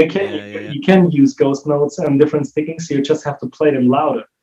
Yeah, Um, yeah, and maybe it's slightly more rigid. Yeah, yeah. So it's if it doesn't look um, enough metal, you have to just color it black, and it works. yeah. Put long hair on it. Yeah. Yeah. Yeah, that's true. Yeah, so yeah, so as long as you package it in a certain way, you can kind of get away with anything. Yeah. Wrap it up in a nice little metal packaging, and the fans won't even know. Yeah, Yeah. no, no, it's true though, and it's because I mean, from my experience, it's a bit like because I'm. It's really really weird to say, but in a lot of ways, speaking of the um, super composed versus the improvisational thing. I find the jazz thing really interesting because up until I joined Carcass, it was the same. It was every band was programmed demos, keep it as close as you can to the programmed drums. You know, yeah, you can add your own bits in, but I'd rather you didn't. You know that that kind of thing. And then with Carcass, it was like from the first writing session I had, it was just me and Bill, the guitar player, in a room, and he just played a riff at me, and he just said, "What do you think?" I was like, Mhm. "Well, yeah, it's a cool riff." And he was like, "No, what do you want to play over it?" I was like, "Oh shit, I don't know. Like, what do you want to play over it?" So that was a real learning curve to go back to, because when you're a teenager, jamming with your friends and blah blah blah. Yeah. I hadn't had that experience in so long, and it took me a long time. It's even still now I feel quite weird about it. You're just on the spot. Yeah. Right, play what comes out now. And you're like, whoa, what? Just send me some programmed drums. Like, give me a minute. And so that was a That's bit, so and great. like That's, I really love writing like that now. yeah. And it's kind of, but in a lot of ways, I haven't done it the other way in a long time because I did a couple of session jobs over the last few years, and both of them, ironically, one was this band called Savage Messiah, British band, and then do you know Kai Hansen from Yeah. Halloween? Yeah, he did a solo album, and I played drums on his solo album. And just strangely out of nowhere, both of those bands, they wrote in the studio. They were just like, oh, so we're gonna do a week or 2 weeks before we got all these riffs, just put some drums to it, and then we'll record it next week. And I was like, what? Like, so I went from every single band before being programmed, click, blah blah blah, and then Carcass and everything else since has been like, yeah, just do what you want, man, just improvise.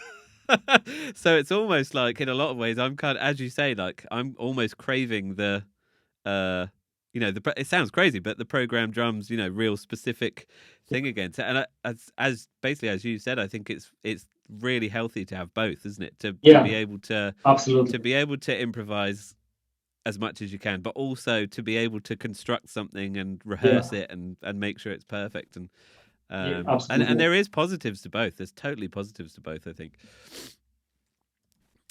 Yeah, I just like, yeah, I feel the same way. It's both is great, and I have to say, like, even that I in metal I have like more, like, it's more writing, like more composing in the first place. So it's more of the stuff is actually prearranged. So Yeah, yeah. also the drum line is written, and Mm. I really enjoy listening to bands that doesn't do that.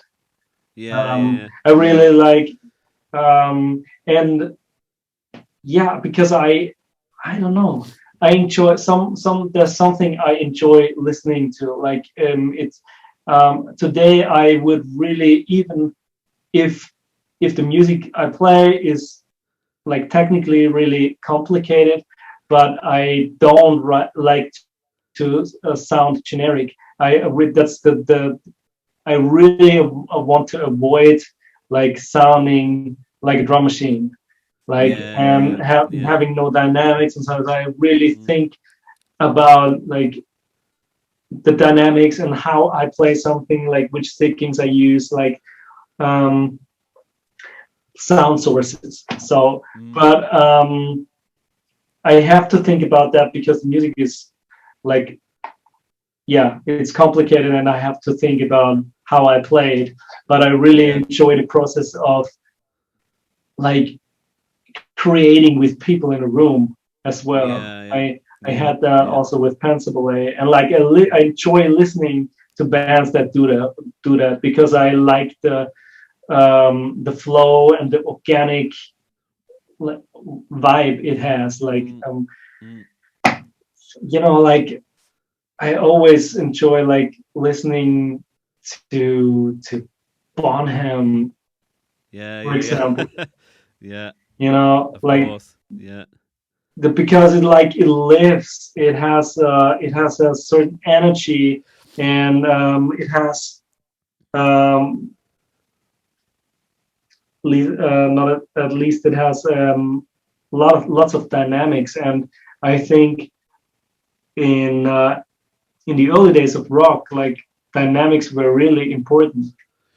Yeah, absolutely. It Absolutely. In production as well, like not just in the playing. Like the older recordings just have so much more dynamics just from a pure production level. Like if you look at modern metal, especially modern metal and rock, it's very kind of flat Yeah, dynamically, isn't it? And it's kind of, and you don't really notice it until you listen to the old stuff where it's like, oh shit, this is all over the place dynamically. right. But But it's yeah, also no, I know. the actual goal to be flat. Yeah, yeah, yeah. That's true. That's true. Yeah, and back then, I'm sure the goal was to be as energetic as possible and to be Yeah. as dynamic as possible. So it's amazing how things have changed, isn't it? In a relatively short amount of time. When you look at it from Bonham to now, which is not even a lifetime really. It's quite amazing. That's amazing. Yeah, and I also had like, it's not so long, it's long ago when I had, like, my what was at a friend's place, and he was like listening to the Black Album.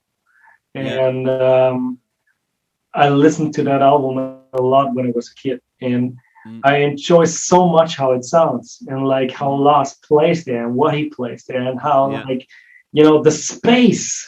Yeah. If Yeah. you have a Yeah. riff, like, I don't know, a lot of riffs, Zappa or something.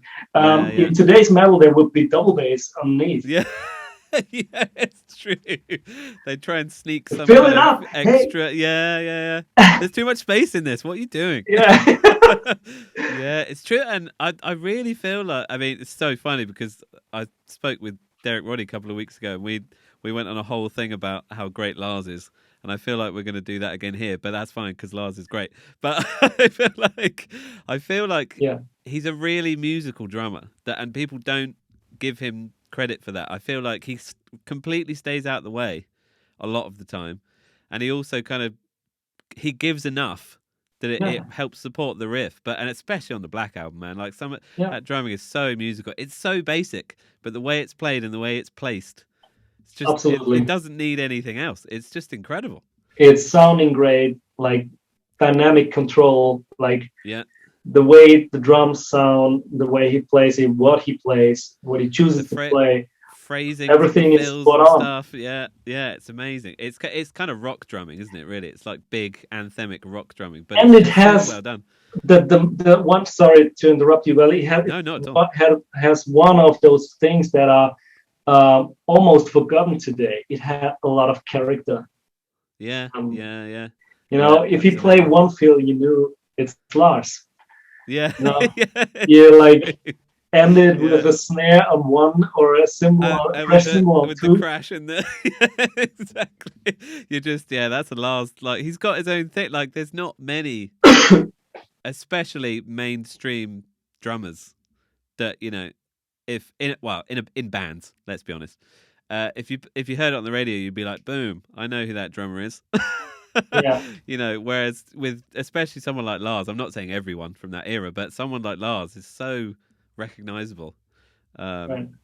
love him or hate him, I absolutely love him. So I'm biased, but I think, yeah. And as you say, it's space and space can be so important. But again, these days it's very space is overrated these days. I think. Isn't it? Exactly. And I thought a lot about that in like when we wrote the album and like in the production still. Because like um I came back more and more to one of my early heroes, influences, which was Simon Phillips. Yeah. And he, like, I think one of the main things why I was so fascinated by it was his sound and the space, Yeah. Yeah. because Yeah. he played like those like those fills and like motifs he played were full of character, and they were full of space. So like really great phrasings, and like Mm, the sound in combination with the sound, I was blown away by it. And he didn't have to do much than yeah.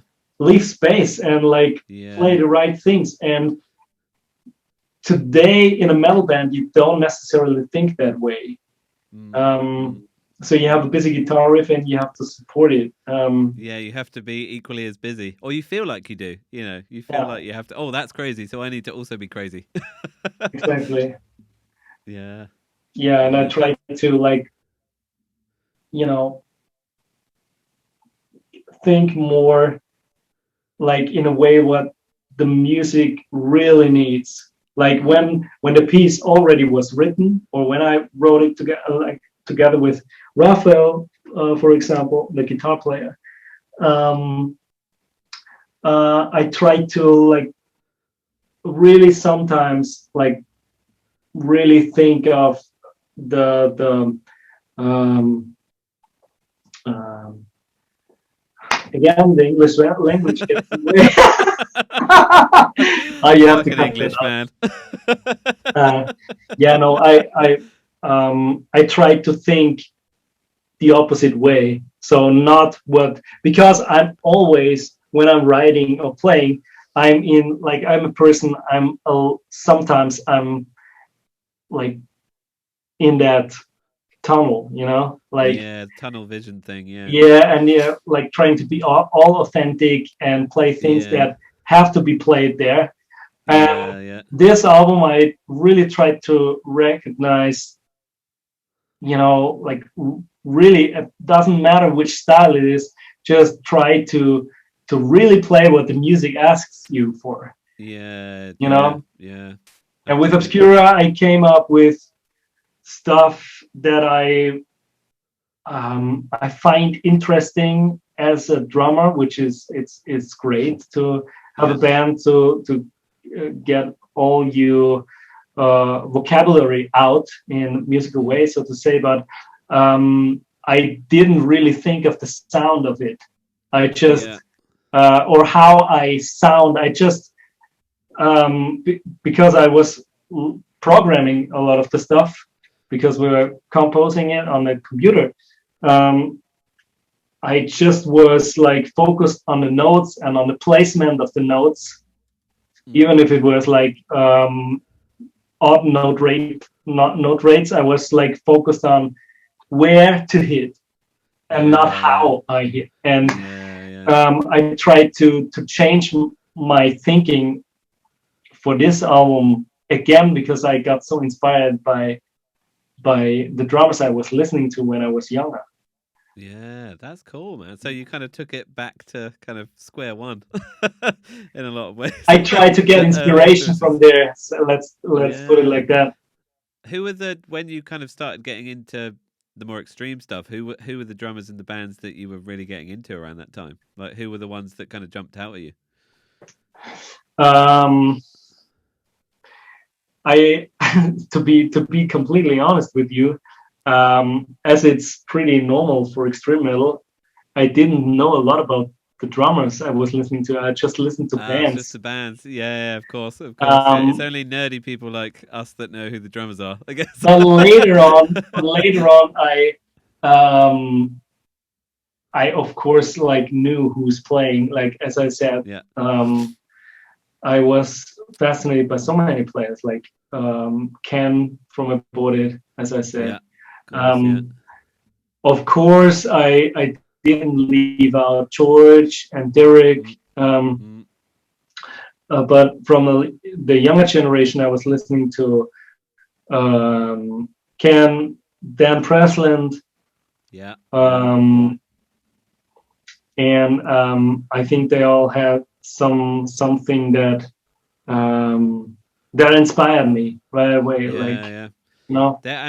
They're two, interestingly, they're two really kind of I'd say they kind of stand out quite a lot, those two guys, because they've got something really quite unique. I mean, Ken especially has got some really interesting phrasings and fills, and he's super creative, really creative drummer in a genre that's quite hard to be really, creative in, much like yourself. And Dan Presland too. Dan Presland does a lot of stuff where you're like, wow, I didn't know you could do that in metal or in extreme metal.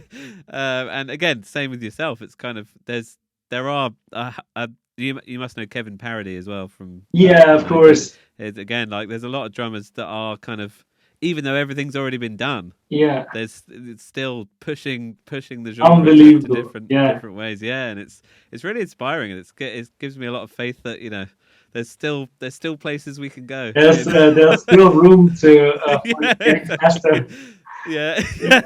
Well, ultimately, when is too fast going to happen? It's probably already happened, right? I think it's probably too fast now already. We should probably stop now. Exactly.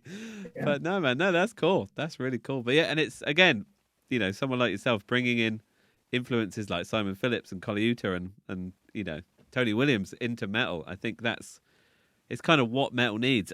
Probably the same the other way as well, jazz or whatever. People bringing in metal influences or whatever into there is what hopefully makes music more interesting for everybody. That's my theory anyway. But in the end, it's just music. Who cares? Yeah, exactly. who cares where you're getting the inspiration from? Like, just fucking do it. It's I don't know a huge amount. I've never really existed in any other scenes apart from the metal scene, but that's one thing that is can be quite toxic sometimes. Is needs to, like you said, it needs to be wrapped up in this authentic, authentic metal packaging. Color it in black and put a skull on it. And that's something I still find quite hard. It's kind of a bit like, oh, come on, like it doesn't have to be that. It doesn't have to be all the time. But hopefully we're getting away from that a little bit. I don't know, but it's getting faster every day, so I don't know. I don't know what's happening. I mean, for me at least, it's just like about music and like playing music and listening to music I enjoy and draw from like the music I'm Exactly. listening to. Exactly. And that should be the ultimate thing at the end of the day, isn't it? Is enjoyment. And I guess like even the amount you practice still, like do you still love drums as much as you did, maybe not when you were 4. I guess you didn't really know what you loved when you were 4. But but, You know what? but when you That's a super good question because like I remembering like a couple of weeks ago I had pretty tough schedule and then I got COVID and Yeah. I was depressed all over the place. And Oh shit.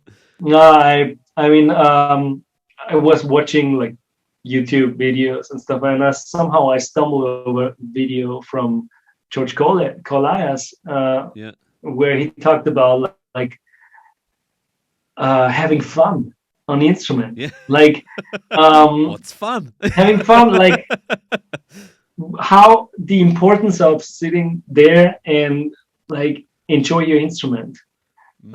Just Mm. sit there and like see what comes out and spend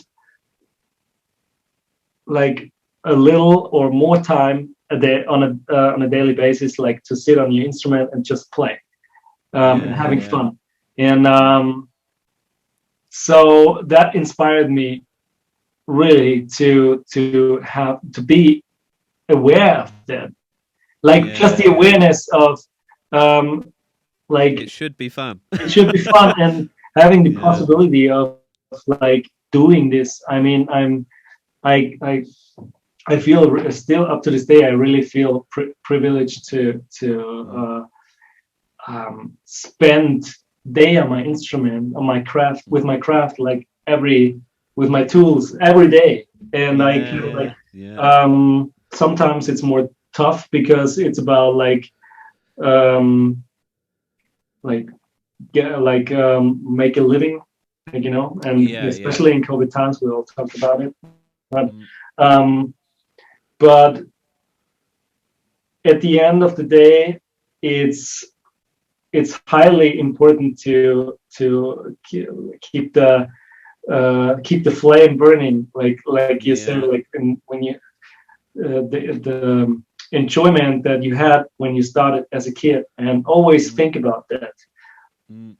Also my like tutor in at the university, which was a great teacher for me. His name is Jeff Woodrow. He's Paris, and he always like still in when we had class. Sometimes he would tell me that just think about when you were a kid and playing drums for the first time. Mm. Like because it's really about how you play things, like how you Yeah, yeah. play sometimes, and if you play notes with or like a simple fill, if you play it with full conviction and fun, Yeah, yeah. and if you just sit there and like it's just different. It Yeah, sounds different, absolutely, it looks absolutely. different, it's all different. Yeah. And so that's back to that George Colias video. I was really inspired by that, and getting back into just being aware um, that it's about like having fun on the instrument, really. Yeah, and it's kind of like it's it sounds kind of, I know exactly what you're saying. I'm with you 100%. And it's like even talking about it, because I talk about it with my friends who aren't musicians, but they'd love to be musicians full time. They play guitar or whatever. Oh, I wish I could play guitar as a job or blah blah. And I'm complaining at them about, blah, blah, I got to do this, and I feel like so spoilt and such a twat, because I'm like, because I'm complaining about, but I think, at, absolutely, I totally 100% agree with what you're saying. It's just the most unbelievable gift that we are able to do this every day. Mm, Um, Also, I feel like it's maybe not talked about as much that when your passion becomes your job, there's a whole set of what's it called, struggles that I don't think, yeah. there's stuff that I never expected. When I was a teenager playing, I don't know, Nirvana covers in my bedroom or something. Yeah. I'd never, there's stuff you never imagine a day where you'd be like, oh, I don't want to play drums today. I don't know if you get like that, but I've had periods, especially when Carcass was really busy, where I'd have, I wouldn't have been home for weeks, and then I'd be going straight out again to do another session, or I'd be straight home to learn a new thing, to go play with somebody else, and it does become a job. Again, I don't want to sound like an arsehole because it's the best job in the world, but it's one of those things that, having distance from it over the last couple of years, especially, has kind of, I guess, in a similar way, like George was saying and what you were saying, it's kind of reset the clock. And I've been like, oh my God, like this is the best freaking job in the world. Like, Yeah. And it's, and remember when you were a kid, like this is all you ever wanted to do. And it is, even though it can be hard work, it's probably not as hard work as working at McDonald's or something. So, where you don't want to, don't want to go in, and so it's kind of, it's really, I think in a lot of ways, for a lot of people, I think, I don't know if you're like this, but having this space, especially from touring as well, and being able to choose to play the drums, for me has just been like oh yeah, I love this. I forgot, like I really love this. So it's but I think no, and George is right. I think because I think it was a couple of weeks ago. It was again. I don't do it enough, but I just sat down and I played along to. There was like a pop playlist on Spotify, and I just played it. I think it was Ariana Grande and like some I mean, I shouldn't be admitting this on a metal podcast. I'm going to get, there you go. Wrap it up in black, put a skull on it, and then people will, but so I played to like, and there was Taylor Swift or something, and, and I wasn't taking it seriously, just playing around, improvising. That was the most fun I'd had in weeks. It was just stupid shit, but, that's what you need to do, don't you? Just remind yourself that, don't take it too seriously all the time. Absolutely. And it sometimes, if you like, especially in extreme metal, or death metal or black metal, whatever, you need to cultivate like a skill that which like is, you can compare to sports in a way. It's like the work the pre-work you have to do to be able to play this live is just so, it's just so much work you need to do, like the maintenance, and demanding. You have to go through. We all talked about it, but it's and that's something I got caught up myself, and I'm pretty sure that a lot of other metal drummers get caught up in that, like in that nerdy metal drumming or like nerdy type of practicing metal drums. Like, as I said, and I do still I do it myself, like getting caught in routines. Just doing routines like 2 bars 16th notes, 2 bars 8 notes, and the those classic ones, playing a blast beat followed by a double bass halftime, like a halftime backbeat. Those things, and these things are like, and getting caught in always just look on the metronome how fast it is, and how like absolutely. Those things, and these things can make it really hard to enjoy the instrument, because like if you want to play extreme metal, it's fine, but you need to accept, even if you have YouTube and like a lot of online drum schools and stuff where you can get information. Even if you have that, there's no shortcuts with techniques. Absolutely, yeah. I'm sure, because as you said, you do lessons. Like in every lesson I've ever had, most of it is, how can I get faster quickly? Yeah. You're like, well, you just can't. Basically, the answer is you can't. Which it sucks, but it's the truth. It's constant maintenance, isn't it? It really is. Yeah, and listening to your body, like go with the flow, like Krim always says, like, since the body is changing all the time, you have to go with the flow. You have to listen to the body, like adjust all the time. And like if you constantly work on something, you will reach the goal, of course, sometime. But it's not something that happens overnight or with like pressing enter. Yeah, pressing spacebar. Yeah. Yeah, because do you know James Stewart? He plays in Decapitated. Yeah. And used to play in Vader. Yeah, because I was speaking to him really recently about this actually, and he was saying like whenever he gets a student, they ask, "Oh yeah, I really want to learn blast beats," and the first thing he asks is why? Like why do you want to learn blast beats? Like, do you want to learn it as like a little extra thing? Or do you want to learn it because that's what you want to do and you want to be in a band or your band plays blast beats? Because if you just want to try and do it as a little, sprinkling on top of your, your drum vocabulary, it's going to be a lot of work just for that. So it's kind of the intent for what it's like you were saying, like having a musical reason to kind of dive headfirst into these things is so important as well, and the kind of the grueling times ahead that you're gonna have to. Absolutely. And that's why it's important also to, like you said, that you recently jammed to Ariana Grande, and that's nothing wrong about that, because it's just fun, like to lay a groove down to that music and just have fun playing it. It's not like this music technically doesn't like ask for a lot of skill. So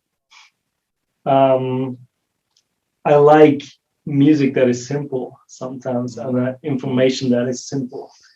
I really seem to enjoy simple things more now, because I've been going through technique hell like a couple of years. For years, yeah. Yeah. So like, I just need a minute. Just give me a minute. Yeah, it's really like that. Just give me some Ariana Grande, man. Yeah. Oh God, but it's hard to be disciplined sometimes. So you have to. Definitely. But I think it's the mixture of things. You don't need to do just one thing. If you just like do like one couple of like exercises, like which is called a routine, like for 1 hour a day, I wouldn't be happy with that, because it doesn't really do the job for me. Of course, I have to shape my tools that I'm using musically, and I have to keep that in shape. Need to take care of them. That's why I do those exercises, but it has nothing to do with music. Yeah. As you say, it's more like a sport, isn't it? It's like physical conditioning for. How about you? I mean, like when you like, for example, like now I'm asking you questions. No, that's fine. For example, when you use like ankle motion, which you're like really fast with, is this something? Not so much anymore. I used to be faster. Fast enough. I mean, and it sounds great. Like your ankle motion really sounds great. I love the way you sound with ankle motion. Thanks, man. And I know a lot of videos that I watched where you were using ankle motion. And is this something that's when you just like jam or something? Is this something you need to warm up for? Or you have that skill right away? Well, yeah, it's funny. I've always found my feet. I don't know if you have this, but I found my feet have been the one thing that I've had to. Obviously, I still have to maintain it, but especially my foot technique has been something that's, once I figured it out, quote unquote. Yeah. Once I found what worked for me, it's something that's been relatively, again, like I can't go, like I'd say my maximum comfortable tempo right now for any long period of time is again, we're talking about tempos as if it matters. Like, who fucking cares? But you know, like, is around 210, 215. Yeah. Whereas, you know, years ago when I was with Aborted and Trigger the Bloodshed, and it would have been much higher than that. But it's one of those things that I spent a lot of time on it when I was a teenager and early 20s. And ever since then, I've kind of, I don't know if I've been lucky, or maybe I just found something that, again, maybe it's something that just works for my body. Yeah. I've never experimented with swivel. I've never experimented with heel toe. Like, I've only ever really, I've been kind of, you know, tunnel visioned with. Yeah. And I think it's because it's always worked for me. Whereas my hands are something that I struggle with. I've always struggled with. Even interesting. Yeah, it's really, really strange, and I don't know why. Maybe again, it's to do with the body, but yeah. Just earlier, I was doing you know, just single stroke, hand to hand, 8/16s, and then blah blah, and just I constantly get.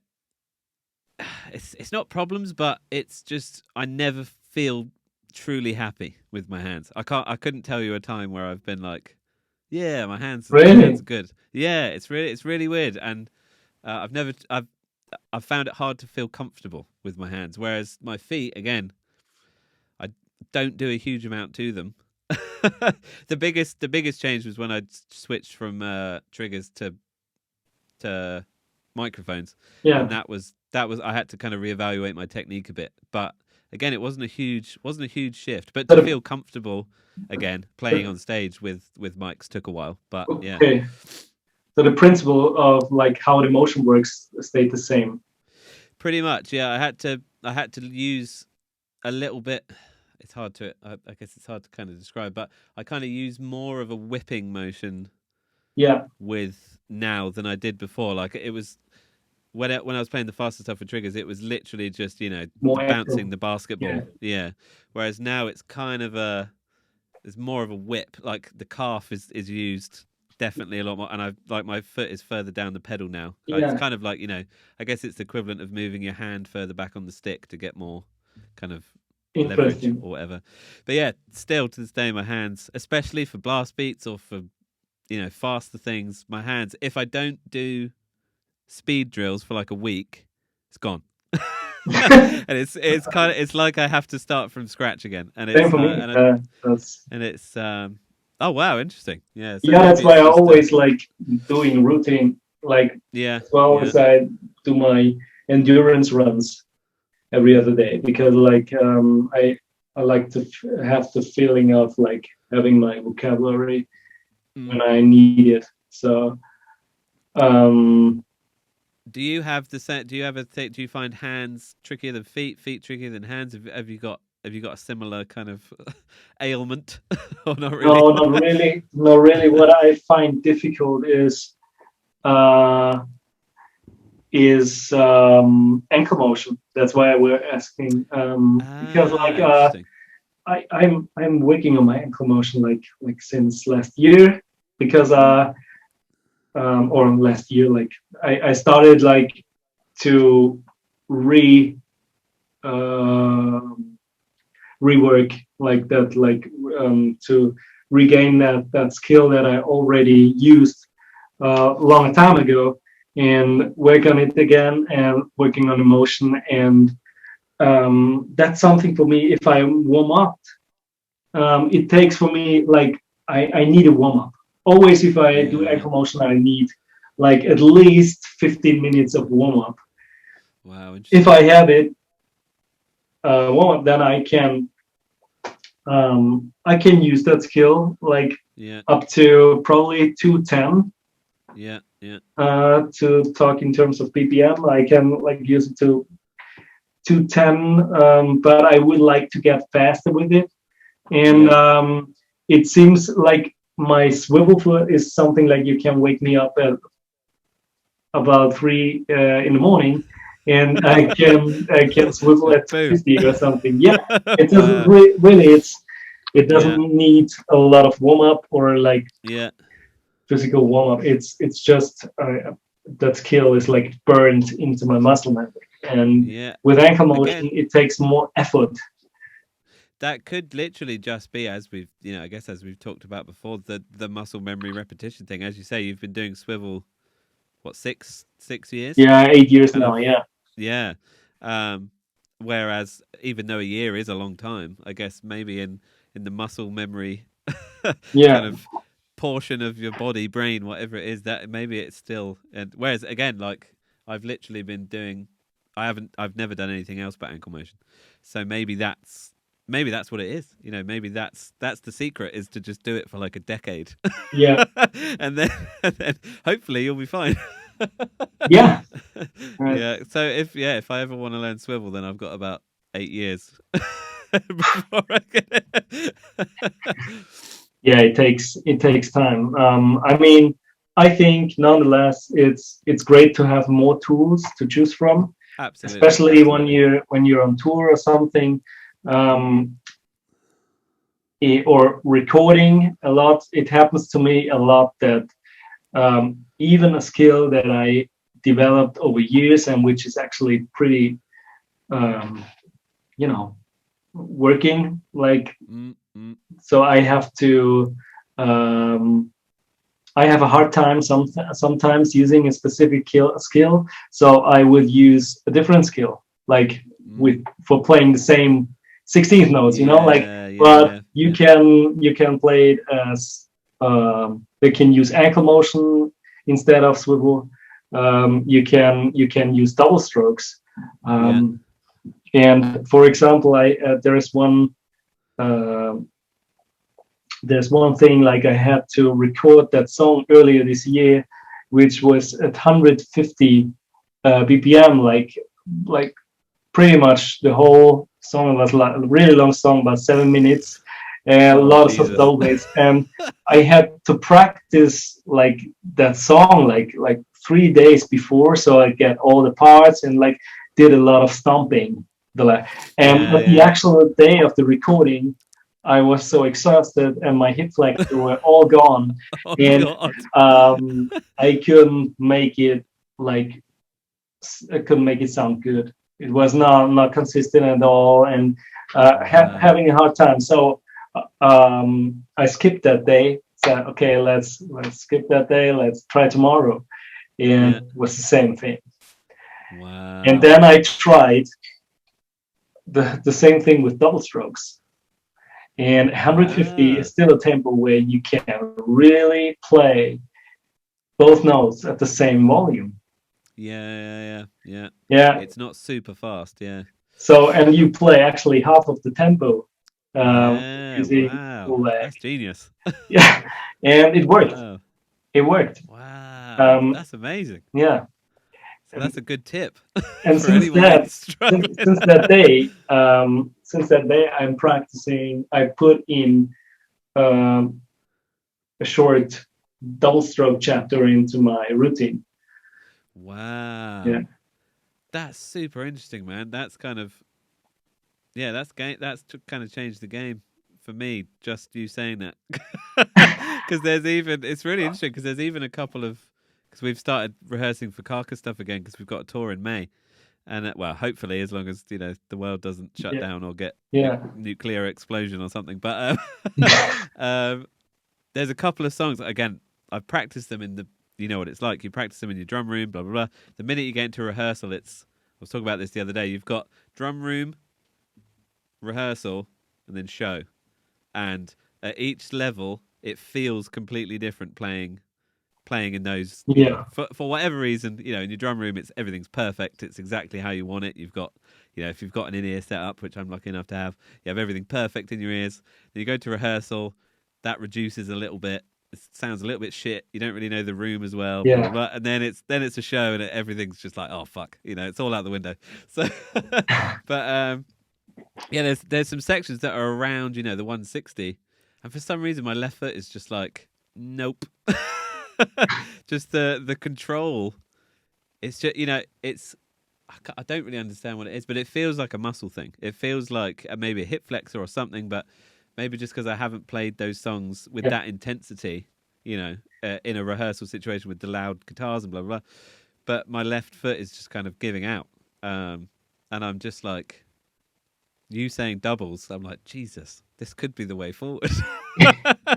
So I'm gonna give it a go. I'm really gonna. It really doesn't make any difference, Yeah, like yeah, musically, because it's still the same note rate. You play it the same thing yeah. as before, just using a different It's technique. And just I guess it's just the coordination side of it. yeah, but Outside of which that, is pretty easy because it's like yeah, two per absolutely, foot. Yeah. dude. You've just changed the game. That is amazing. Thank No, you. I would just consider myself like lazy sometimes, and like Well, no, yeah, it's economic, isn't it? It's economic. Yeah, it's like it's what I've learned over the years. If it's one thing I learned is not forcing your body, because when you force yeah, yourself to like break through the wall, like of like muscle resistance or whatever, like mm, if you do that, your body will search for other ways to play it. So you for other ways to compensate. So, and when that yeah, happens, you learn something stupid. yeah. Bad habits, as we were Bad talking habits, about yeah. before. So you Yeah, and then you like hurt yourself. your foot for full leg motion, for example, is not moving straight anymore. So it's doing Yeah, like yeah, yeah, yeah, using your the front part of the foot, doing a little ankle motion for that yeah, slow speed, which doesn't really make any sense. And yeah. by the way, how slow can you play with ankle motion? Or where's the switching point? This is why around 165, 170 Oh, that's so is exactly yeah, dude. the It's kind of which the 180 is like, oh yeah, I'm in comfort yeah. zone, ankle motion, comfort zone. But yeah, kind of 165, 170. Mm, That's still like, ooh, that kind of awkward. yeah. Is it? Is it full? Can I go? No, I can't go full stomp, but I also can't, ease off and just do Yeah. the ankle. So That's is it that's similar for you? that's funny. Yeah, that's similar for me. So but these because like each tempo zone has its movement, and Yeah, these because you talked about playing live, also like how things change when you go from like your studio to rehearsal to live. mm. It's funny how your technique changes when you play with people, and Yeah, yeah, especially how it changes when you play live because of the adrenaline, and absolutely. Yeah, and then yeah. you find yourself stomping all the way through Yeah, 180 yeah. BPM On song. your forearm is just tense, and you're just like, "What? I warmed up and everything.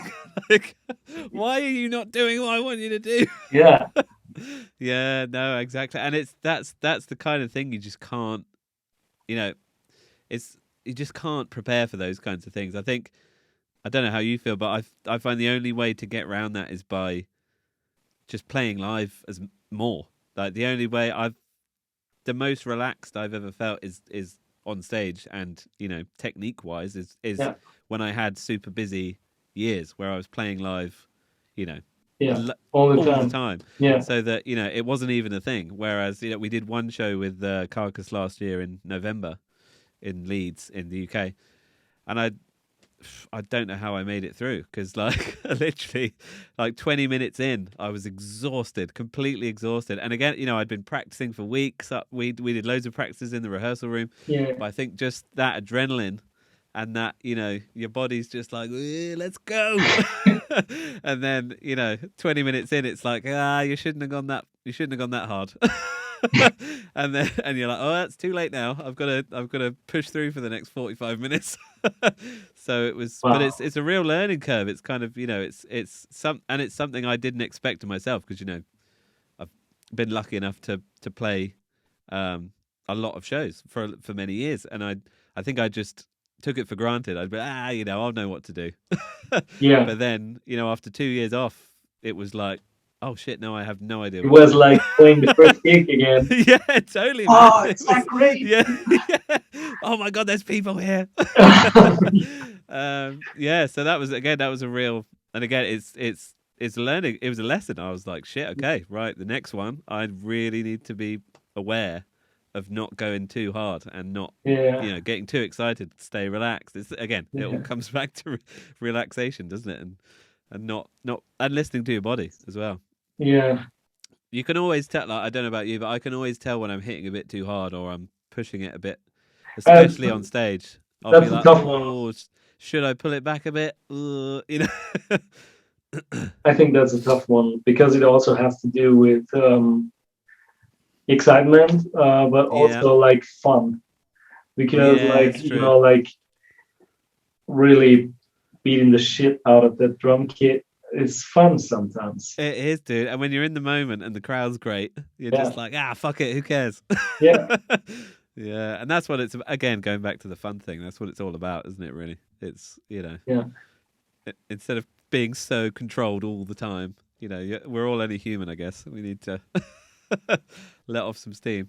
But so when's the next show for you officially? Are Obsidious doing things? yeah. My next show is on Tuesday. Next Oh shit! Tuesday, but like Wow. yeah, I'm playing a small gig with Raphael, the guitarist from Obsidious. Okay. It's like jazz club, Yeah, yeah, yeah. local jazz Cool. club, but it's like just a small gig, but it's fun. And Yeah, that'd be great. then the first gig for Obsidious is in July. We play Metal Days in Oh man, Slovenia. wow, that's a good start. Wow, Yeah, that's lovely. and we play at Euroblast Oh yeah, in yeah, Cologne. cool. These are the first two gigs we do. Wow. So this is and I guess have you played live yet at all? No, no, the Wow, no. album comes out later this year. So actually, Yeah, I guess it was we a play whole live lockdown before. thing. Yeah. Wow, that's cool, man. That's exciting. Mm. Yeah, it First is. show ever with a brand new band. Wow, that's amazing. Yeah. That's cool. So I guess you'll be getting lots of drills in, lots of, Yeah. lot of the. So yeah, I Oh, that's cool, man. That's sometimes exciting. I sleep bad because of that. If I Worrying. sometimes if I think playing the whole album I get overwhelmed sometimes. Just thinking of it. Yeah, Uh, yeah, I I'm can a guy imagine. like I'm getting nervous pretty quick, and that's Really? sometimes that's my like listening to the body. You said like like learning, um, like because everyone has a different character, and Mm-mm. like like when people are in the zone, like there are Yeah. people like like especially us drummers, you see sometimes if they have that look on the floor and look like I sometimes look really stupid, like just looking onto my right kick drum or something like. Yeah. And I have if I have when I have this look, I'm pretty much in the zone. I'm really and it's nothing can really stop me.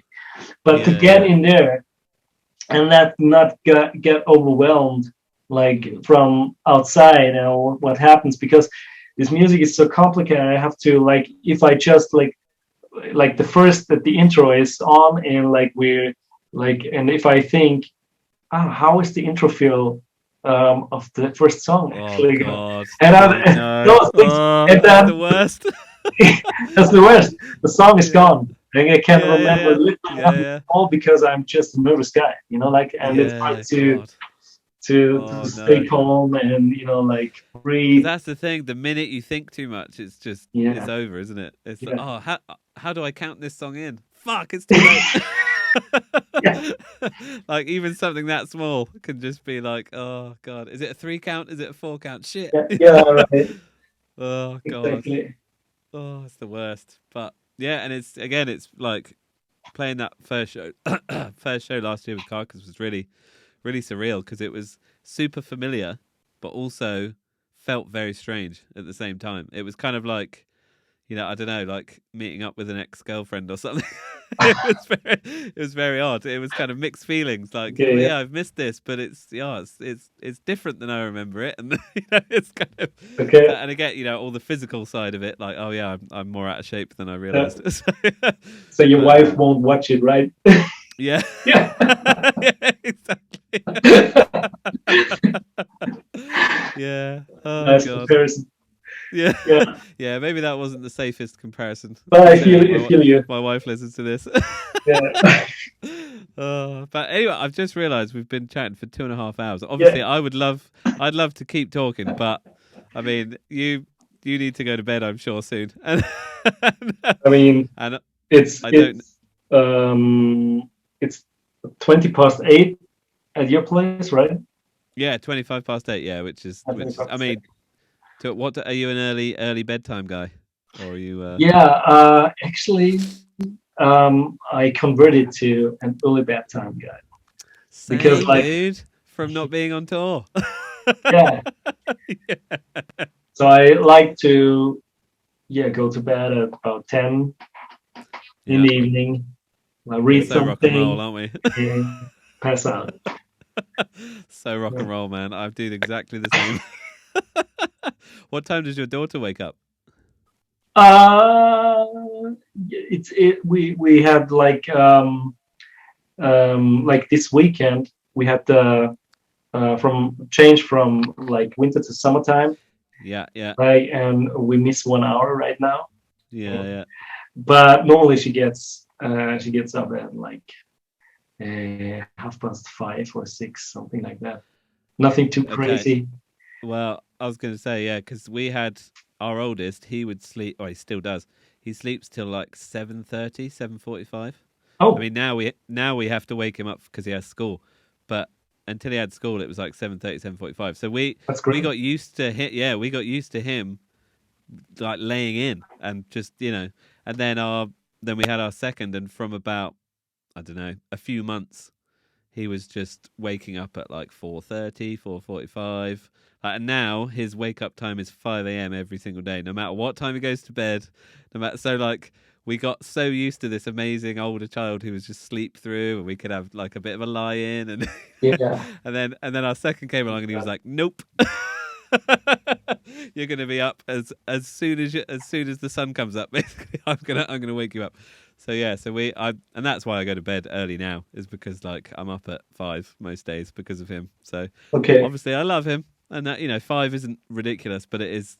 And I know I know a lot of people without kids that choose to wake up at 5, and that's just Yeah. crazy. Yeah, that's right.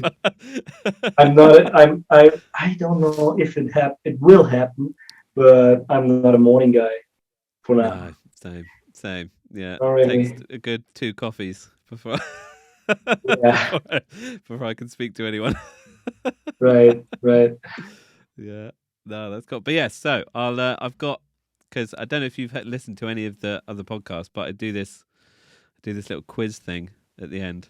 Uh-huh. Um, first, this is the first time it's ever happened actually. So I started a Patreon page for the podcast a couple of weeks ago, Okay. and so basically people that sign up to the Patreon can ask questions to the guests and stuff.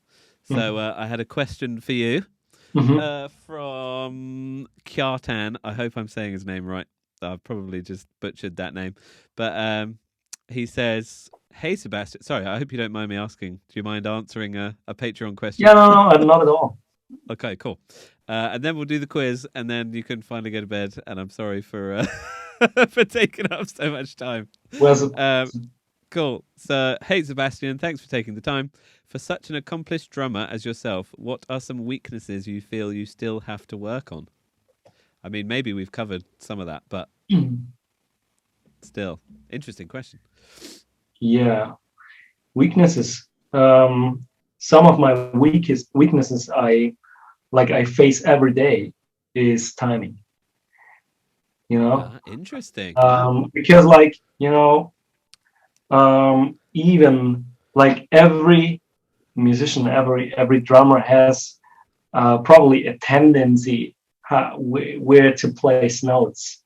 Of Like if you course. Yeah. play double bass Mm. and if you play for longer periods of time, and you notice after some time your left foot is doing, placing the note somewhere different. Mm. Mm. Um, so like I'm talking about tendencies, some stuff that happens if you like using different skills. Like it's not limited to a technique or something. It's just something that within your like daily playing, like usage of vocabulary, there are certain things that you play a certain way, and it's not only timing, it's also sound, how you sound. But what I notice for myself is, since I'm recording a lot and I see where I play, like on the grid, like Yeah. I watch Yeah. myself like every day, um, like where I place my notes. And even if I have a strong awareness of where they need to be, and I have a strong awareness of my tendencies as well, it happens every other day, with like every recording I do. Sometimes it happens that notes are not like on the grid, and even like that's something you can, like for modern metal, like extreme metal, it's just a must, like Yeah. work Yeah. on, like a must thing you need to work on, besides consistency, like in a dynamic way. It's a timing, and because like the more accurate you play, the less you need to edit, since Yeah. Yeah. um, it's less studio time. Studio time is money, so the better you play, the more accurate Yeah. you play, the easier, like the sound guy, and like he has a better, like easier, more fun job to do Mm. if you play more accurate. And so that's something that I like force myself to practice. Like long ago I started to practice like those things and record myself and see how it looks and how it sounds, and get to know my tendencies as a player. Yeah. Yeah. To try and And control them still if up you to can. this Yeah. day, still up to this day, I can't control it at 100%. Yeah. I guess that's what you call human factor Yeah. also. Of but course. Yeah. there are certain things that, um, like if I have like if I have a good day or something, everything works fine. But sometimes you don't have a good day and you can't control that issue. You Yeah. can't Yeah. Yeah. Yeah. like address where it comes from when you play it, because Mm. playing is something totally different from listening to what you play. Yeah, of You course, know? of course, yeah. And like, do you find? Sorry, I don't know if you were Cool. finished with that answer there, but what I've found that I had to start doing the more I started recording was listening to the listening to the producer or listening to the rest of the band when they said, "Yeah, we've got a take," because I could have just kept going and kept going and kept going and kept going, and as you know, it's like the more you do it, the worse it gets a lot of the Yeah, time. So being, you know, recording yourself, being, I guess, your own producer, is that a problem? Like knowing when to stop and knowing when it's good enough, and it or do you kind of give absolutely. yourself a limit? Yeah, it's a problem. I can imagine. Yeah. Like I'm totally not the guy that so it may sound a little bit arrogant, but it's not meant that way. So I'm totally not the guy that records something and then I say like, oh, that's good enough, I can edit it. So I Yeah. Yeah. always want to be like like even I want to feel 100%, like I want to feel good. If I feel good, Yeah. Yeah. Mm. um, then I can say, okay, there's one note, it's not there. We can move it. But Yeah. if I'm not feeling well while playing and it doesn't sound good, that's not working for Yeah. me. So I'm Yeah. not the Yeah. guy that edits stuff. So I Yeah. I rather like play it 50 times and I have one or two takes that I can choose. Yeah. So that's why my recording sessions sometimes are huge, because I Yeah. because I always record till I have the best take. Mm. Mm. And normally it's not within the first three, because Wow. Interesting. for Yeah. metal it's not. Like if I record with my jazz trio, we record live Yeah. together, and like the first 3 takes are, we don't do necessarily more than that. We just do 3 takes because these are the magic takes. The inspiration is there and you're listening. And it's not so much about physical things, like with metal, it's completely different. It takes me three takes to get warm. Just to get warmed up. Yeah, Yeah. absolutely. Yeah. Yeah. And Yeah. so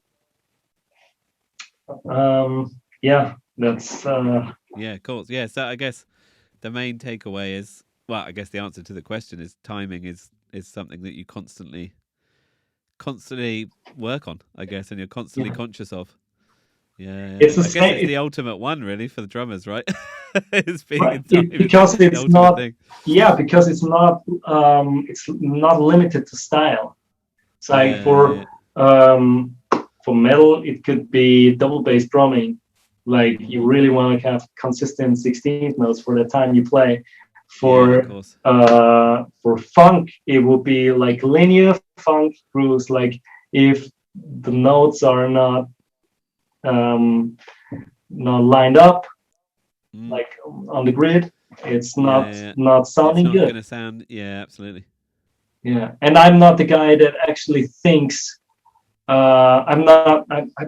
I mean, I was like spending my time with analyzing timing from various players, but I'm not necessarily the guy that thinks of playing uh, like in front or like um, Ahead of the beat or behind ahead the of the beat, beat kind of or thing. behind the Yeah, beat. yeah, So I just like try to be in there in the whole thing, and so like I try to be in the music, and so I sit right on the right spot, so to say. So yeah. I'm Depending on the very, music. Yeah, yeah. yeah, So I don't yeah. really, because it's like if you record a lot, it makes a huge difference um if you like play like a certain beat, like just a tiny tad um, behind the beat, because like it's it gets more weight and more.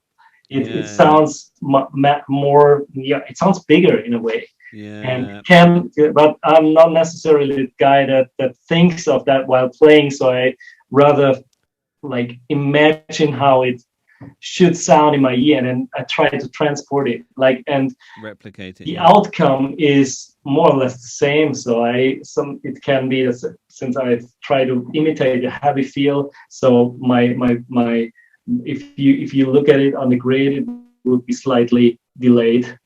yeah, yeah, yeah, yeah. No, that makes sense. That makes sense, and it's such a like. I think being aware, as you're saying, just being aware of it is kind of just, well, it's not. It's more than the beginning, isn't it? Being aware of it is kind of everything, isn't it? Being aware of how you're trying to play, which is, Yeah, I guess, which we've talked about before, and not necessarily obsessing over, oh, am I before the beat or am I ahead of the beat, blah blah, but just actually feeling how you want to play, yeah. How as you you want said, to like, sound exactly? yeah, sorry, how you want to sound, yeah. So I want it to feel heavy, Yeah, naturally. I remember Benny Greb saying about, um, he's got this whole thing about um, where your brain is.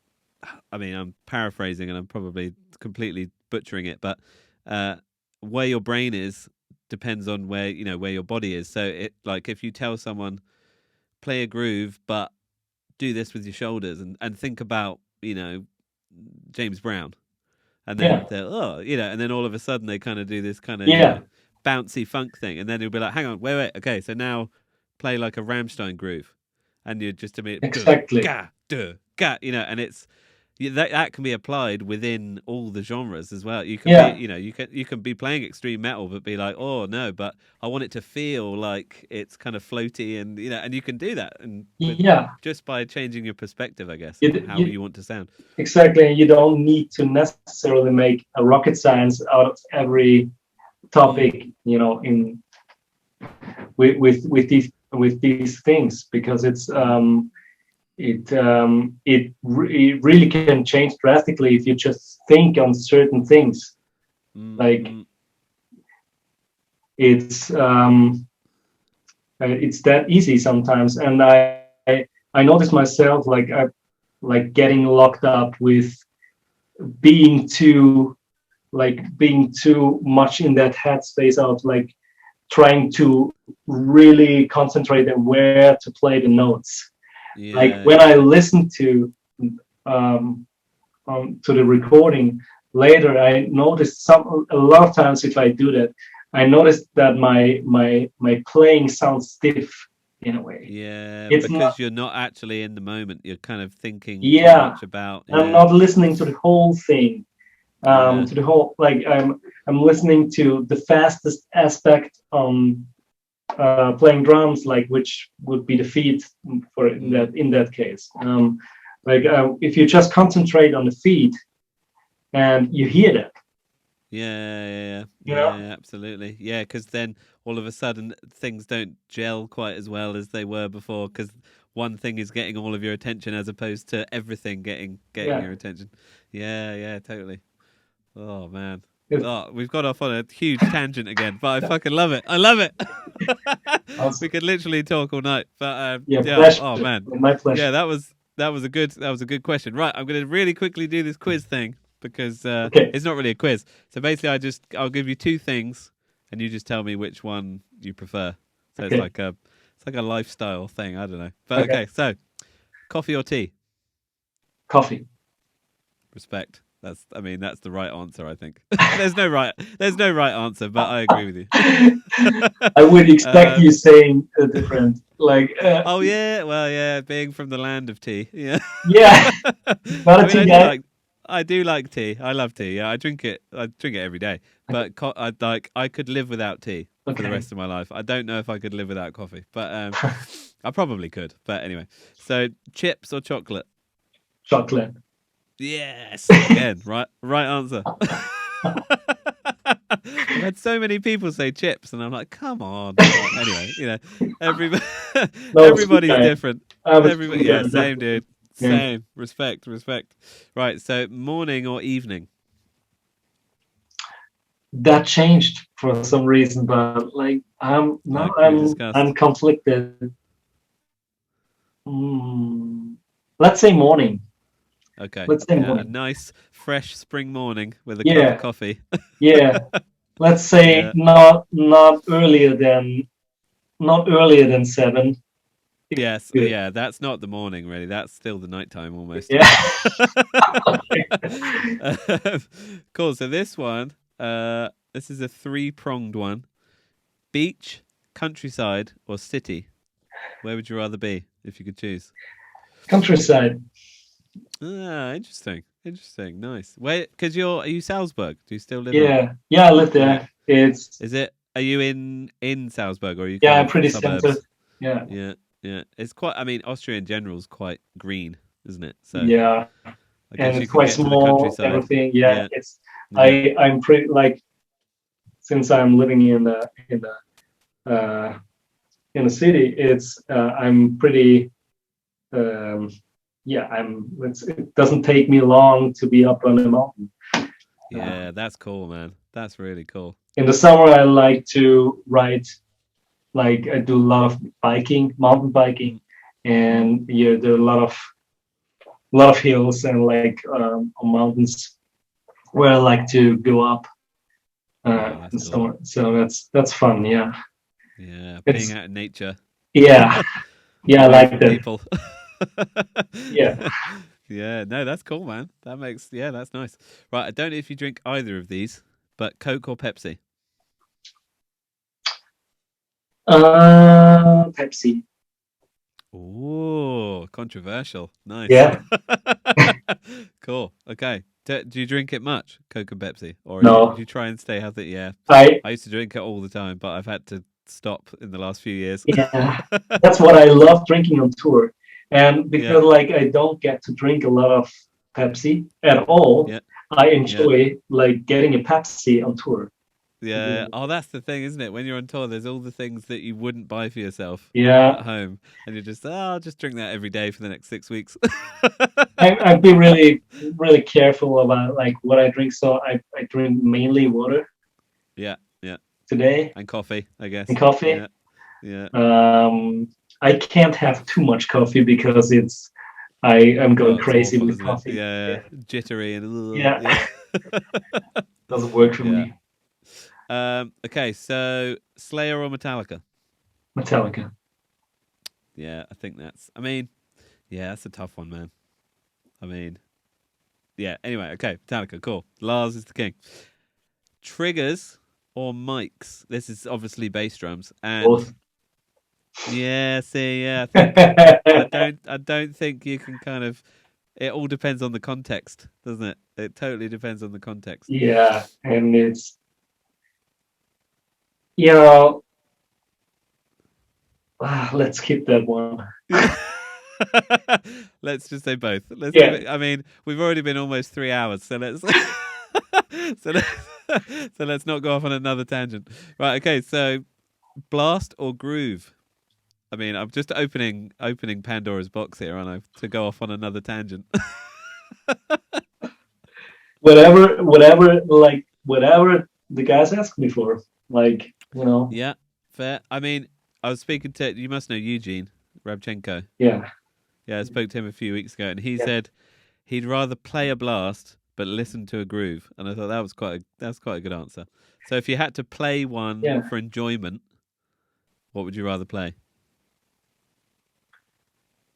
groove, Yeah. the groove. And what about listen? Would it be groove as well? Because like if you like if I, for example, like earlier in a talk we had the discussion about like having fun on like Yeah. the instrument, and if I'm just sitting there, I don't play a blast beat so often. Like Yeah. it's more a Yeah. Same. routine thing for me that Mm. because it's like it's more or less a rudiment. It's single Yeah. strokes, Yeah. I guess and it is. Yeah. this has a quality when like when it's really even and like it's rolling and sounding right that way, then you reach the quality of it. But it sounds good in like this is an aspect of drumming that sounds good with composition. Like you need to put Yeah. it Yeah. into Yeah. music. It's Yeah. not By drums. itself, it doesn't really sound great, does It's it? it needs guitars, it needs bass, it needs all those Yeah. things to like it. There's no reason to play blast beat on its own. It Yeah. even Yeah. True. just if you like other than you're practicing. When you're Mm. practicing, of course you need to play on your own. Yeah. But like that's why like and a groove you can use a groove in a solo. You can use a Yeah. groove in the In a music. You can song. like Yeah. it's Yeah. that's why I said groove because I don't necessarily change between like I like to think this or that. So I think everything has a musical reason and calls me for something as a musician to do. Yeah. Um, so this time I would say like just groove because it's the Yeah. basic thing of drumming. It's Absolutely. Yeah. groove, Yeah. No, I agree. I totally agree. Yeah. I'm with you. and even a blast beat has a groove to it.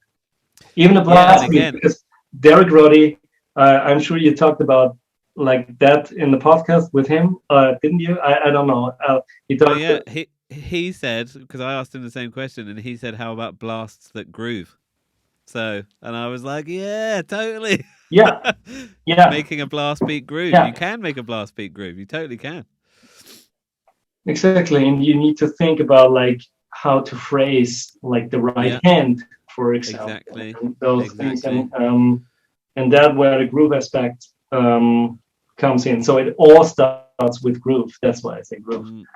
Yeah, no, absolutely, absolutely. And I think that's another thing. I don't want to go off on a massive tangent, but that's one thing that again, modern metal I feel has lost a bit is when you listen to kind of the old school um, death metal bands, Morbid Angel and all those kinds of bands, Yeah, they're blast beats, because they weren't quantized and blah blah blah on the grid, they still had that kind of, that rolling kind of groove. And that's, as you can make blast beats groove, you really can. There's ways to make it so it's not just Yeah. as you say, accents, and how you orchestrate the right hand and stuff. And anyway, yes, sorry. Yeah. So the last one, and this will be the last one, and then I'll let you go, but is double pedal or two kick drums.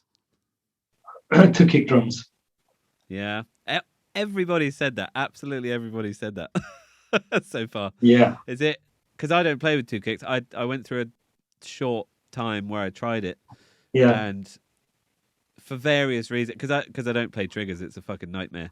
Especially when you know what it's like when you're at a festival and you don't use your own backline and blah blah blah blah blah. Mm-hmm. Trying to tune rented backline kick drums the same is like impossible. Yeah.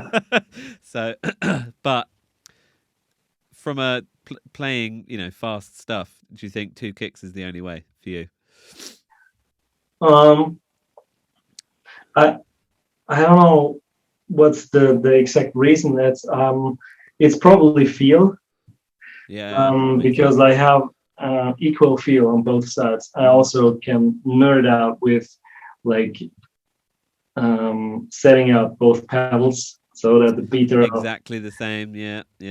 Exactly. And so I like having both feel. I like hitting the center with both beaters. Yeah, that's true. Same sound. Yeah. And I like to also but that's pretty personal. When I record drums, I like to see my left kick in a separate channel. So I see where all. That's cool. Yeah. All right. Yeah, I just like to visualize single strokes or something. Yeah. Yeah. No, that makes a lot of sense. I had a producer on, David Castillo, a few episodes ago. He did the Carcass album, and he was saying two kick drums as well, from a recording perspective, is it makes the stereo image. Yeah. So because instead of just having the room microphones, you just have kick drum coming from one side. With two kick drums, you have like stereo kick drums. So he said it just adds a whole extra thing on a production level as well, which I'd never thought about. Yeah. And I'm sure and seeing it is kind of cool as well. Seeing it separated.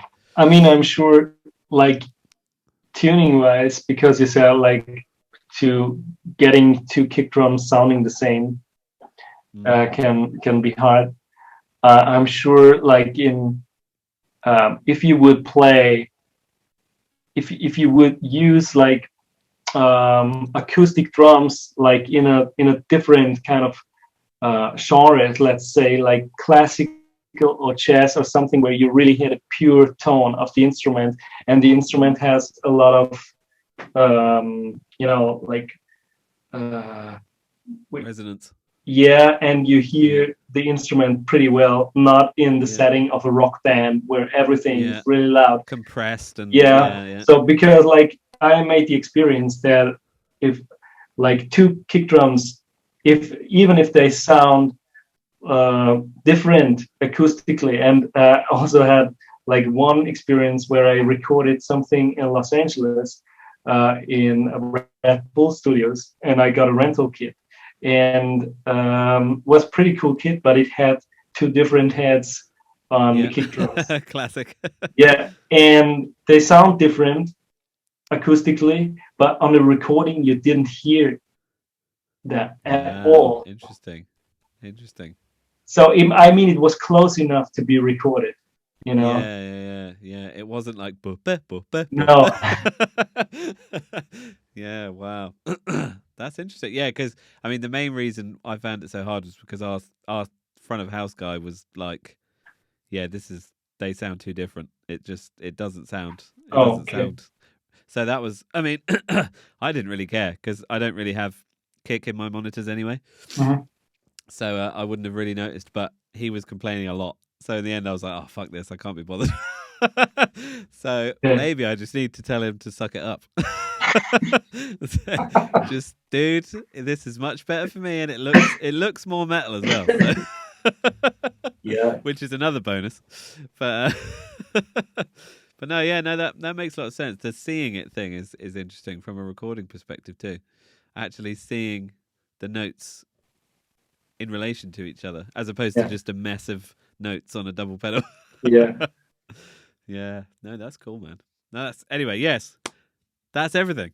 That was so much fun, man. It really was. I could totally. I could could go keep on talking forever. for ages. Yeah. Absolutely. And maybe we'll get the chance to do that in person one day when would be nice. when I'll be up for things it. open up again. Yeah, keep in touch, man. That was really good fun. Yeah, speak again soon.